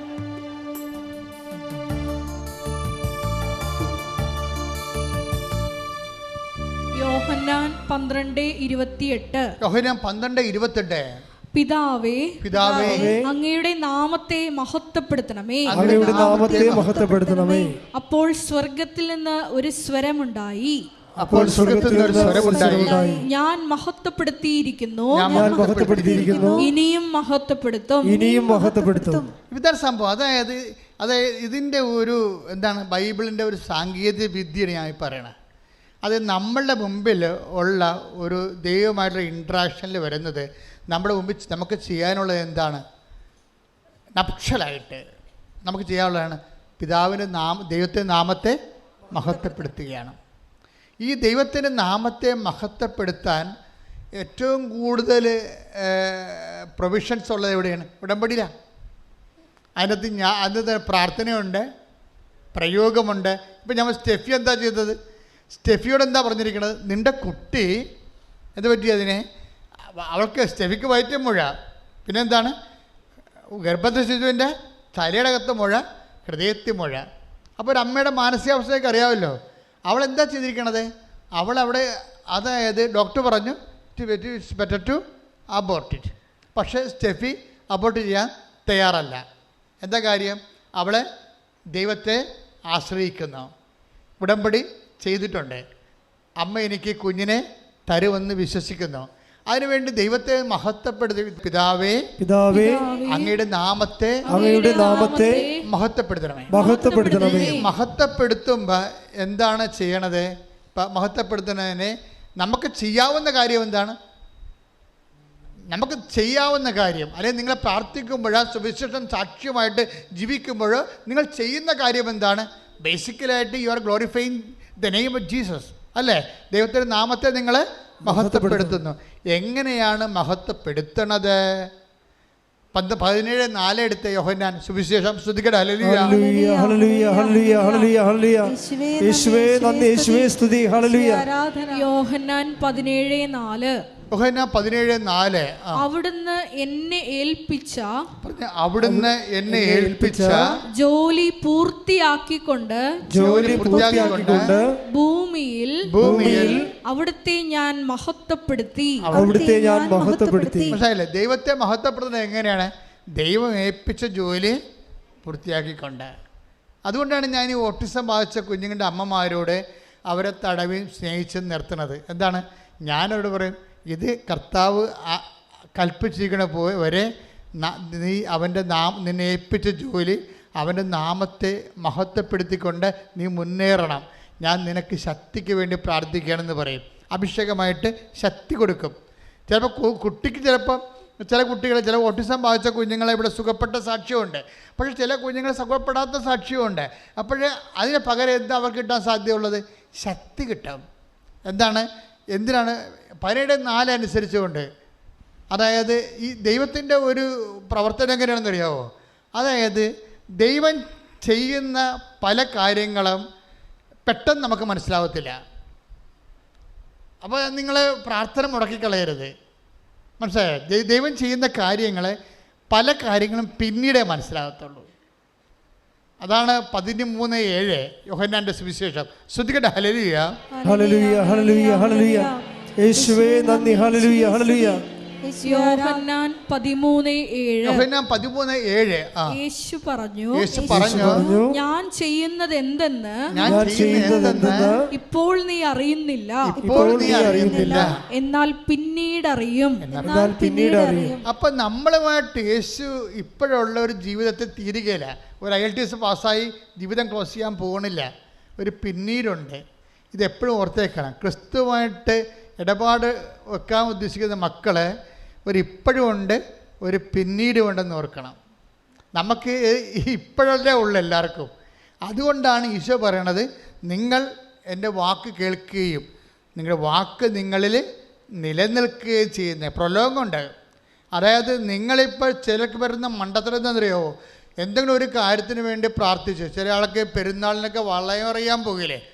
ആദ്യത്തെ വളയം എറിയുമ്പോൾ മേശ തട്ടിപ്പോവും, രണ്ടാമത്തെ തട്ടിപ്പോവും. അപ്പോൾ ചില ആൾക്കാർ കളി അവിടെ വെച്ച് നിർത്തി. എനിക്ക് കഴിയല, എന്നെ നിങ്ങൾ നിർബന്ധിച്ചിട്ടില്ല വളയം എറിയിച്ചത്, അതെല്ലാം മേശ തട്ടി താഴെ പോയില്ല, ഒരു സോപ്പ് പെട്ടി പോലും കിട്ടിയില്ല. ഇങ്ങനെ വളയം എറിയാൻ വേണ്ടി ചില ആൾക്കാർ മുടമ്പടി എടുത്ത് നടക്കുന്നുണ്ട്. എന്തൊരു കഷ്ടം. അവർ 2-3 നോക്കിയിട്ട് ശരിയായില്ലെങ്കിൽ കട്ടയും പടയും മടക്കും. അതേ നിങ്ങൾക്കറിയാമല്ലോ. അതായത് ഇപ്പം നമ്മൾ ഇന്ന് കർത്താവ് വെളിപ്പെടുത്തുന്ന എല്ലാ വചനങ്ങൾക്കും ഒരു പ്രസൻറ്റ് ടെൻസും ഉണ്ട്, ഒരു ഫ്യൂച്ചറുമുണ്ട്. ഫ്യൂച്ചർ അതായത് ദൈവത്തിൻ്റെ സ്വഭാവം അതാണ്. നിങ്ങളൊരു മനുഷ്യനോട് ഇടപെട്ടെങ്കിൽ നിങ്ങളെ ഇന്ന് കാണുന്നു, ചിലപ്പോൾ നാളെ കാണത്തില്ല. ഇപ്പം തരാമെന്ന് പറഞ്ഞില്ലേ, എന്നാൽ മേടിച്ചോ, ചിലപ്പോൾ ചത്തുപോയാൽ എന്ത് ചെയ്യുമെന്ന് വിചാരിക്കും. ഇല്ല, ഇപ്പം നിങ്ങൾക്ക് വീട് വെച്ച് തരാമെന്ന് പറഞ്ഞല്ലേ അച്ഛൻ, അപ്പോൾ ഉടനെ വീട്ടിൽ വന്ന് പറഞ്ഞ് അച്ഛൻ വീട് വെച്ച് തരാമെന്ന് പറഞ്ഞ്, അപ്പോഴും ഉടനെ മേടിക്കുക, എടി കയ്യോടെ മേടിച്ചു ആ അച്ഛന്. അപ്പോൾ അച്ഛന് എത്ര വയസ്സുണ്ടെടി? അച്ഛന് 10, 65, 70 വയസ്സുണ്ട്. അവൻ്റെ അമ്മോ മിക്കവാറും തട്ടിപ്പോകാൻ സാധ്യതയുണ്ട്. അങ്ങനെയാണ് ആൾക്കാർ മനുഷ്യന്മാരോട് ഇടപെടുന്നത്. എന്തെങ്കിലും കിട്ടുമെന്ന് വെച്ചാൽ കയ്യോടെ മേടിക്കാൻ പറയും, അല്ലെങ്കിൽ ആളപ്പിനെ കാണത്തില്ല. പക്ഷെ ദൈവത്തോട് ഇടപെടുമ്പോൾ അങ്ങനെയല്ല. അതുകൊണ്ട് എന്താ നിങ്ങൾക്ക് പറ്റുന്ന അബദ്ധം എന്ന് വെച്ച് കഴിഞ്ഞാൽ, നിങ്ങൾ ഒരു പ്രെയർ ഫ്ലോപ്പായെന്ന് വെച്ചാൽ, അല്ലെങ്കിൽ ഒരു പ്രെയർ ഫ്ലോപ്പാകത്തില്ല, അൺആൻസേർഡ് ആകും. അൺആൻസേർഡ് പ്രെയറുണ്ട്, സൈലൻ്റ് ആൻസറുണ്ട്. ഇപ്പം സൈലൻ്റ് ആൻസർ കാര്യം ഇത് ഭയങ്കര ക്ലെവർ ബിസിനസ്സാണ്. ബുദ്ധിപരമായി ഈ തലയിൽ എന്തെങ്കിലും ആൾപ്പാർപ്പുണ്ടെങ്കിൽ മാത്രമേ ഒരു വിശ്വാസിയായി തുടരാൻ പറ്റത്തുള്ളൂ.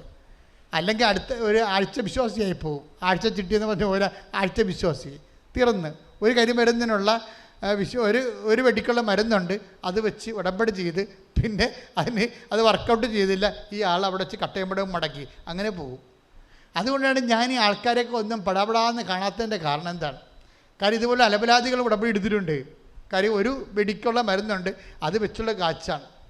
ചില ആൾക്കാരെ പറയത്തില്ലേ, ഒന്ന് അകപ്പാടെ ഇതുകൊണ്ട് മിന്നിച്ചേക്കണമെന്ന് പറഞ്ഞ പോലെ ഒറ്റ ഉടമ്പടി കൊണ്ട് മിന്നിയില്ലെങ്കിൽ ആൾക്കാർ വണ്ടി വിട്ട് പോകും. അങ്ങനെ പോകുന്ന ഈ ടെമ്പററി ഫെയ്ത്തുള്ള ആൾക്കാരെ why should I waste my time? അതാണ്.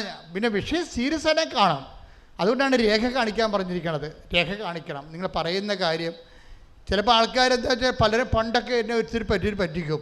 ഭയങ്കര നിലവിളിച്ച് കരഞ്ഞ് ഭയങ്കര നാടകത്തിനും സിനിമയിലൊക്കെ വീട്ടിൽ അഭിനയിക്കാനേക്കാൾ ഭയങ്കരമായിട്ട് അഭിനയിക്കുന്ന ആൾക്കാരില്ലേ, അവരിങ്ങനെ പദം പറഞ്ഞൊക്കെ കാര്യങ്ങൾ പറയുമ്പോൾ നമ്മളത് ചെയ്തു കൊടുക്കും. പക്ഷേ പിന്നെ ഈ ഉടമ്പടിയിൽ ആൾക്കാരെ കാണത്തില്ല. ഉടമ്പടി എടുക്കാൻ തന്നെ വന്ന് അച്ഛനെ കാണാൻ വേണ്ടി വന്നിരിക്കുകയാണ്. അതാണ് പ്രശ്നം.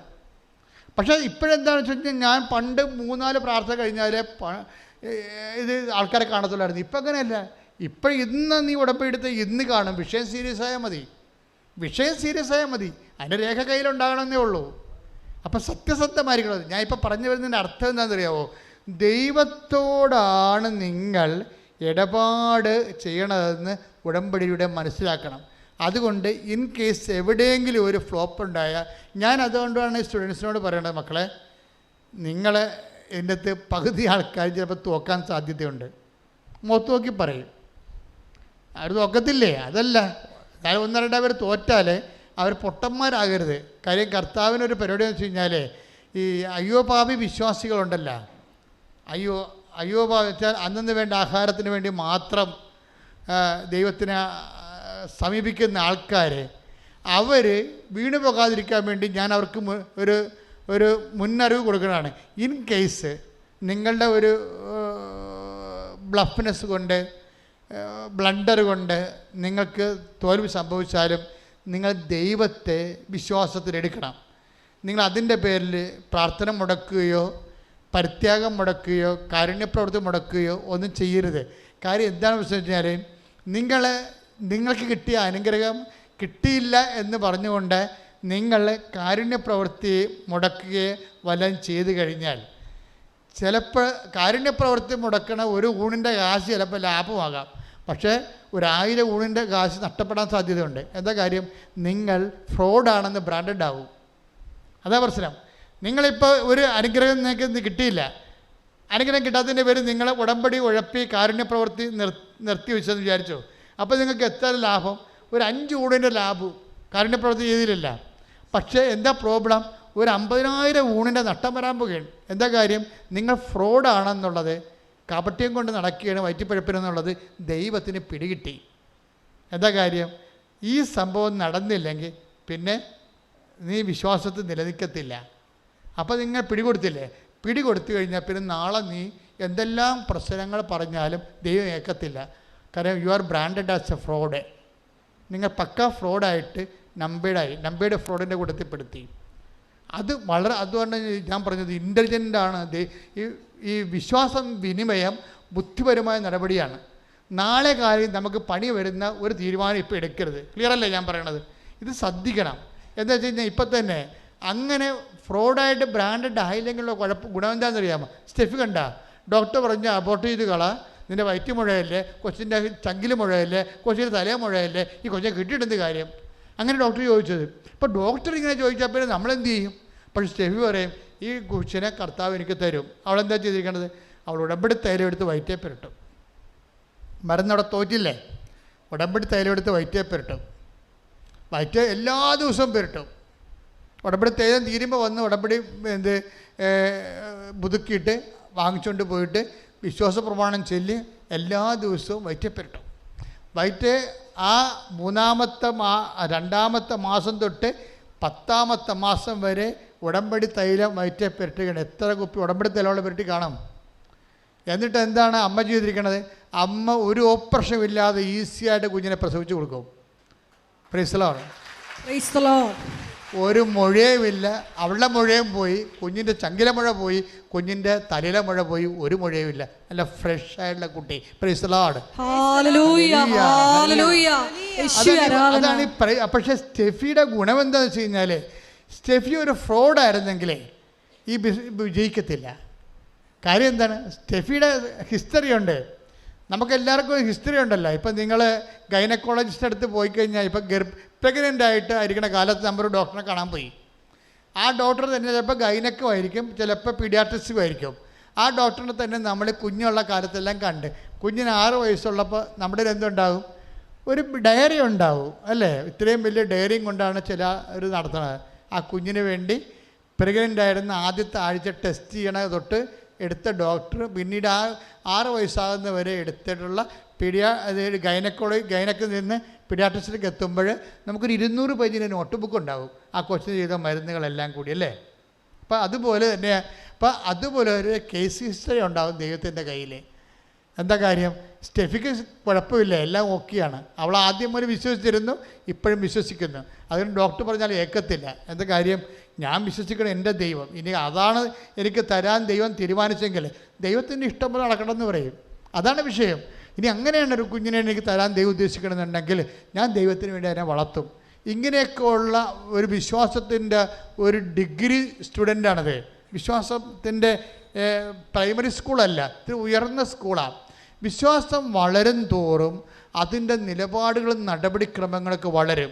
ഇതിങ്ങനെ വന്നിട്ട് നമുക്കറിയാമല്ലോ, ഇവരെല്ലാം ഉടമ്പടി ഒരു ജീവിതക്രമമായിട്ട് ദൈവത്തെ ജീവിക്കുന്ന ഒരു വ്യക്തിയായിട്ട് അവർ അനുഭവിച്ച് ദൈവത്തിൻ്റെ കൂടെ സഞ്ചരിക്കാൻ ശ്രുതിക്കട്ടെ.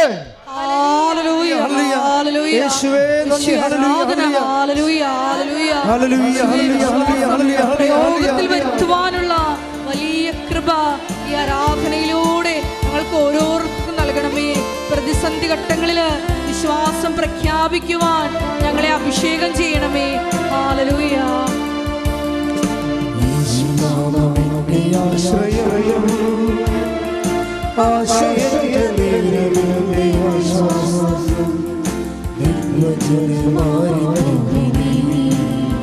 ഹാർട്ടിൻ്റെ അസുഖമുള്ളവരായിരിക്കാം.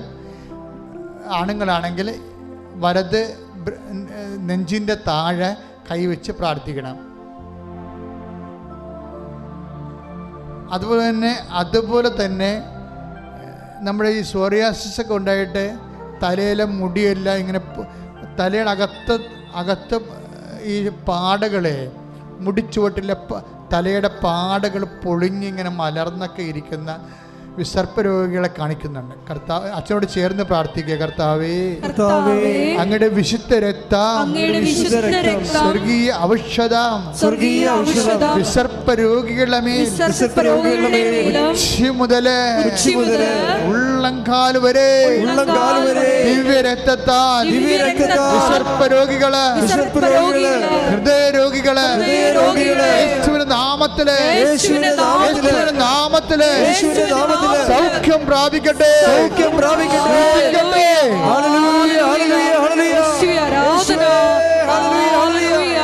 മഹത്വം മഹത്വം, ആരാധന ആരാധന. സന്തോഷത്തോടെ സ്നേഹത്തോടെ സൗഖ്യം നൽകണമേ,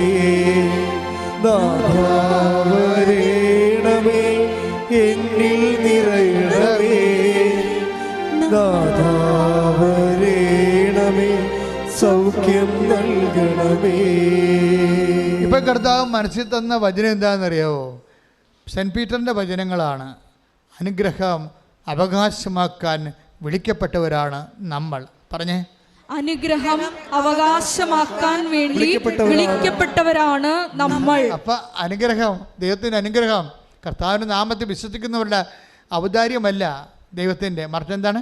അവകാശമാണ്. അതാണ് സെൻറ്റ് പീറ്റർ പറയണത്.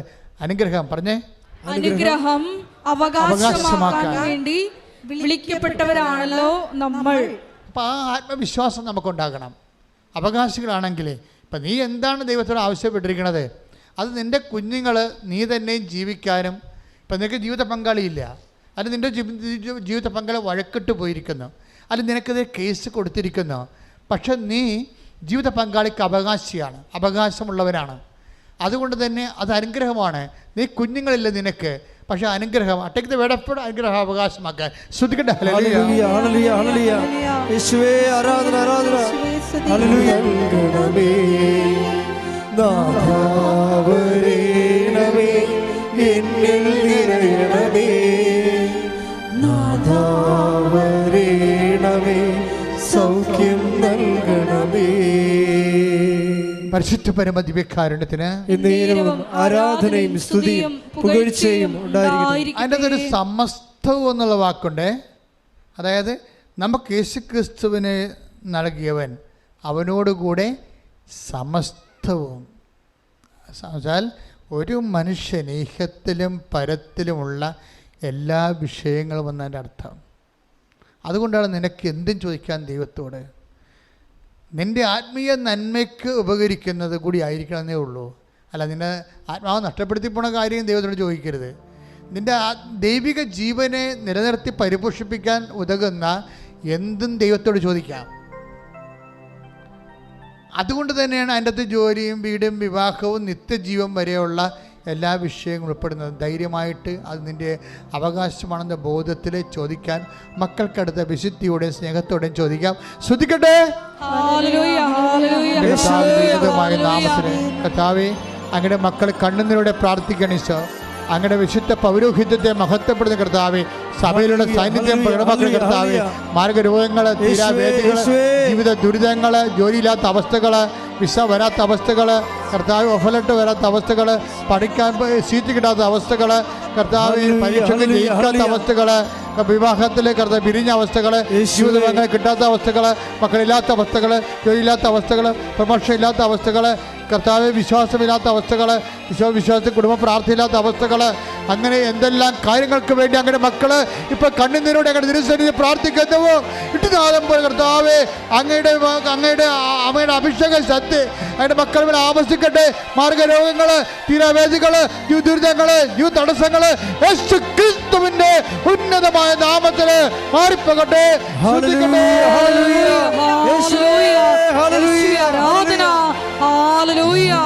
രോഗികളായ എല്ലാ മക്കളെയും സ്പർശിച്ച് സുഖപ്പെടുത്തണമേ, സാക്ഷികളാക്കി ഉയർത്തണമേ. ഹല്ലേലൂയ.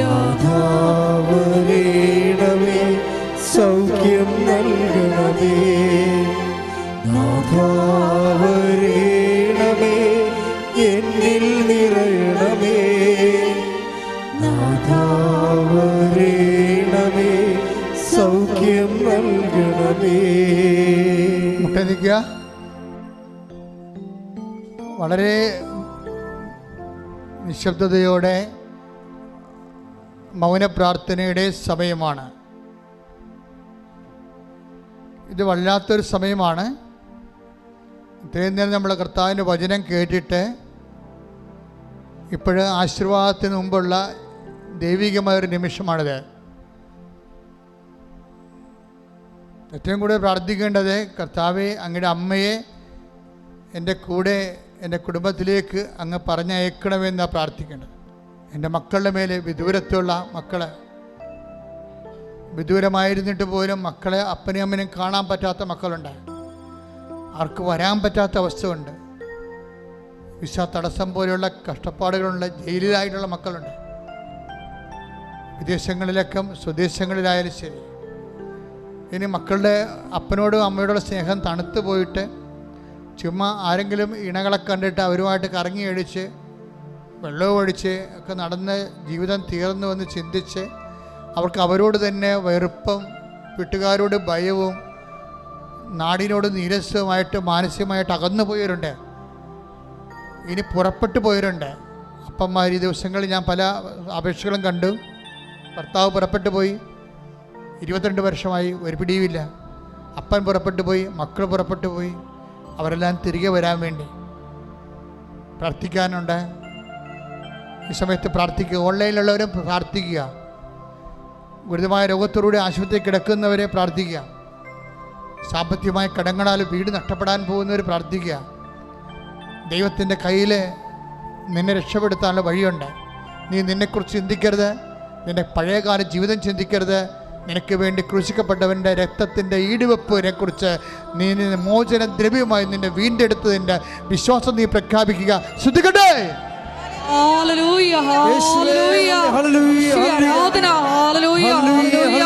ആരാധനയിൽ വെളിപ്പെട്ട മേഖലകളിലെല്ലാം കർത്താവേ, നിന്റെ ശക്തി പ്രകടമാക്കണമേ എന്ന് പ്രാർത്ഥിക്കുന്നു. മക്കളെ സാക്ഷികളാക്കി ഉയർത്തണമേ എന്ന് പ്രാർത്ഥിക്കുന്നു. ഹല്ലേലൂയ, ഹല്ലേലൂയ, ഹല്ലേലൂയ. മഹത്വം, മഹത്വം. ആരാധന, ആരാധന. നിരച്ച് പോയിരുന്ന ആമ പെട്ടെന്ന് എന്തോ വന്ന് തട്ടിയതിന് നേരെ മലർത്തിയിട്ട് ഇനി അതിന് പോകാൻ പറ്റത്തില്ല. ഇനി അതിനെ ആരെങ്കിലും എടുത്തുകൊണ്ട് പോകണം. കാര്യം ഇതിൻ്റെ സ്ലോയാണത്. ഇനി അതിന് വല്ല വെള്ളത്തിലും കൊണ്ടേ വെക്കും. കർത്താവിൻ്റെ വചനമായത് കാരണം ആ ആമയെപ്പോലെ നിരച്ച് വരുന്ന വിഷയം ഇനി എടുത്തുകൊണ്ട് പോകുന്ന പോലെ സ്പീഡായിട്ട് നിൻ്റെ ജീവിതത്തിൽ സംഭവിക്കുന്നുള്ള സൂചനയാണ് എൻ്റെ മനസ്സിൽ കർത്താവ് പറയാൻ വേണ്ടി ആന്തരിക പ്രേരണ ലഭിക്കണത്. ഹല്ലേലൂയ. ഏറ്റവും സ്ലോ ആയിട്ടുള്ളത് അതേ രീതിയിൽ പോകാനാണെങ്കിൽ അങ്ങനെ പോകാൻ പറ്റത്തുള്ളൂ. ഇപ്പോൾ ഒരു മുറുക്കാൻ കടയിൽ വിട്ട് 3 കുഞ്ഞുങ്ങളെ പോറ്റാൻ നിനക്ക് ഒരിക്കലും പറ്റത്തില്ല, ആൾ ഇപ്പോൾ കച്ചവടം ഇല്ലെങ്കിൽ. അപ്പോൾ തീർച്ചയായിട്ടും വരുമാനത്തിൻ്റെ മാർഗം മാറണം. അങ്ങനെ തുച്ഛമായ വരുമാനം കൊണ്ട് ജീവിക്കാൻ പറ്റാത്ത ഒരവസ്ഥ ഉണ്ടെങ്കിൽ അവർ കൈ ഓൺലൈനായാലും ഇവിടെയായാലും കൈ ഉയർത്തിക്കൊണ്ട് അമ്മയുടെ മധ്യസ്ഥത്തിൽ ഈശോയുടെ സ്തുതിക്കട്ടെ. ഹല്ലേലൂയ, ഹല്ലേലൂയ, ഹല്ലേലൂയ.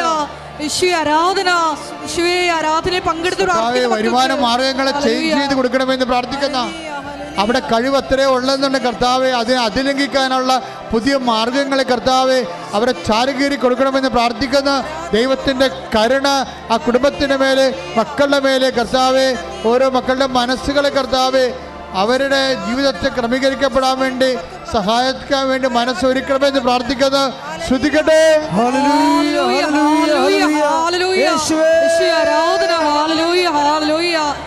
വരുമാന മാർഗങ്ങൾ തുറന്നു തരുന്ന സന്ദേശത്തിന് വീണ്ടും മൗനമായി പ്രാർത്ഥിക്കട്ടെ. ശരീരത്തിൽ ശിശു വളരുന്നവരെ അവിടെയെല്ലാം കൈകൾ വെച്ചുകൊണ്ട് മനസ്സ് വിശ്വാസ പ്രമാണം ചൊല്ലിക്കൊണ്ടിരിക്കേണ്ടതാണ്. ഞരമ്പ് ബ്ലോക്കായിരിക്കുന്നവരെ, സ്ട്രോക്കിൽ ശിരസ്സോ ഹൃദയമോ ബ്ലോക്കാകുന്നവരെ, കാല് മരവിക്കുന്നവരെ,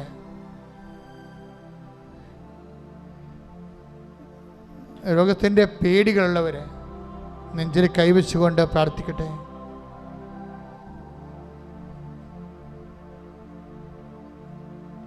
തർക്കപ്പുരയുടെക്കാരെ പ്രാർത്ഥിക്കട്ടെ. വളരെ ഗുരുതരമായ രീതിയിൽ വാശിപ്പുറം നിങ്ങളെ സഹായിക്കാൻ കഴിയുമായിരുന്നിട്ടും അതുകൊണ്ട് അവർക്ക് സഹായിച്ചുകൊണ്ട് അവർക്ക് നഷ്ടമൊന്നും ഇല്ലെങ്കിൽ പോലും മനഃപൂർവ്വം സഹായിക്കാതെയും വഴിതരാതെയും തടഞ്ഞും ഒക്കെ നിങ്ങളെ പൊറുതി മുട്ടിച്ച് ശ്വാസം മുട്ടുന്നവരെ സമർപ്പിച്ചുകൊണ്ട് പ്രാർത്ഥിക്കട്ടെ. നാവിനെ കർത്താവ് കാണിച്ചു തരുന്നുണ്ട്, തളർന്നു പോയ ഒരു നാവ്.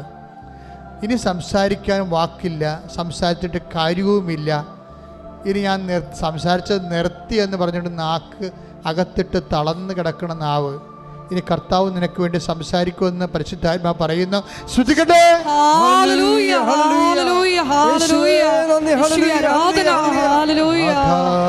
വരേണമേ എന്നിൽ നിറയണമേ, നാഥാവരേണമേ സൗഖ്യം നൽകണമേ, നാഥാവരേണമേ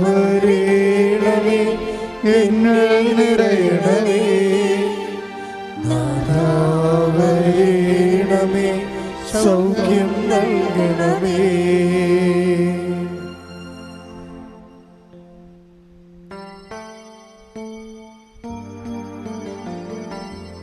നീതി അനുഭവിക്കുന്നവരെ, ചിലരെ കല്യാണം കഴിഞ്ഞ് ഭർത്താവിനെ നിന്ന് കുഞ്ഞുങ്ങളെയും കൊണ്ട് പിരിഞ്ഞ് അവസാനം അവർ ഭർത്താവിന് കേസ് കൊടുക്കാതെ തന്നെ അമ്മയ്ക്കും കുഞ്ഞുങ്ങൾക്കും ചിലവും വാങ്ങിച്ച് ഇവന് ഇപ്പോഴും ജീവിതവുമില്ല, ഇല്ലാത്ത കാശ് ഉണ്ടാക്കി കൊടുക്കുകയും ചെയ്യണം. അതുകൊണ്ട് പ്രത്യേകിച്ച് ഇവൻ്റെ ജീവിതത്തിൽ ചില സ്ത്രീകൾ ഭർത്താക്കന്മാരോട് വല്ലാത്ത അനീതി കാണിക്കുന്നുണ്ട്. എന്താ കാര്യം ഞാൻ അവർ കല്യാണം കഴിച്ച് 2 പെറ്റു, അവരവിടുന്ന് കൊച്ചിനെയും കൊണ്ട് കടന്നു കളഞ്ഞു, പിന്നെ അവർക്കെതിരെ കേസ് കൊടുത്തേക്ക്. ഒരു കാര്യമില്ല, അവർക്കിവിടെ ഒന്ന് കൂടി താമസിക്കാൻ കഴിയില്ല, അതാണ് പ്രശ്നം. എന്നാൽ ഇവന് അങ്ങോട്ട് താമസിക്കാൻ പറ്റുമോ? അത് അംഗീകരിക്കത്തുമില്ല. പിന്നെ ഇവനെന്ത് ചെയ്യണം? ഇവൻ വെറുതെ കാശിങ്ങനെ അയച്ചു കൊടുത്തുകൊണ്ടിരിക്കണം. ATM യന്ത്രം പോലെ എല്ലാ മാസവും 10,000 20,000 രൂപ അയക്കണം. അതുകൊണ്ട് ഇവന് എന്താ പ്രയോജനം? ഒരു പ്രയോജനമില്ല. ഇത് അനീതിയാണ്. അതുകൊണ്ട് അങ്ങനെ അനീതി ആരെങ്കിലും കാണിച്ചിട്ടുണ്ടെങ്കിൽ നിങ്ങൾ അടിച്ചു മാറ്റിയ കുഞ്ഞുങ്ങളെ കൊണ്ട് തന്നെ നിങ്ങൾ കർത്താവിൻ്റെ ശാപത്തിന് നിങ്ങൾക്ക് തന്നെ അനുഭവിക്കാൻ യോഗ്യതയില്ലാത്ത അവസ്ഥാനം വരും. ഇപ്പോൾ നിങ്ങൾ ജയിച്ചതായിട്ട് കാണപ്പെടുന്ന ഭാര്യയായാലും ഭർത്താവായാലും ഇപ്പം ജയിച്ചതായിട്ടൊക്കെ തോന്നുന്നുണ്ട്, നിങ്ങൾ ജയിച്ചിട്ടില്ല എന്നാണ് ഈശോ പറയണത്.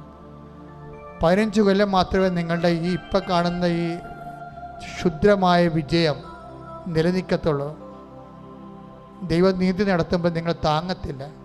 അതുകൊണ്ട് അനുരഞ്ജനപ്പെടുകയാണ് നിങ്ങളുടെ മുമ്പിലുള്ള ആകപ്പടെ പോകുമ്പഴി. അങ്ങനെയുള്ള മക്കൾക്ക് വേണ്ടി ആരും മാതാപിതാക്കന്മാർ കൂട്ടു നിൽക്കരുത്. തെറ്റ് പറഞ്ഞു കൊടുക്കണം.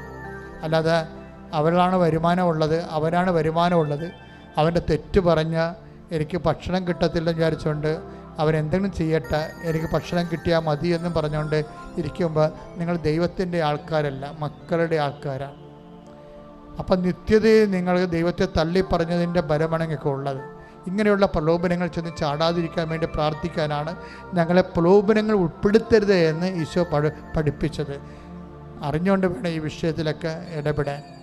മൗനമായി പ്രാർത്ഥിക്കട്ടെ. സമാപനാശീർവാദ സമയമായി മൗനമായി പ്രാർത്ഥിക്കട്ടെ.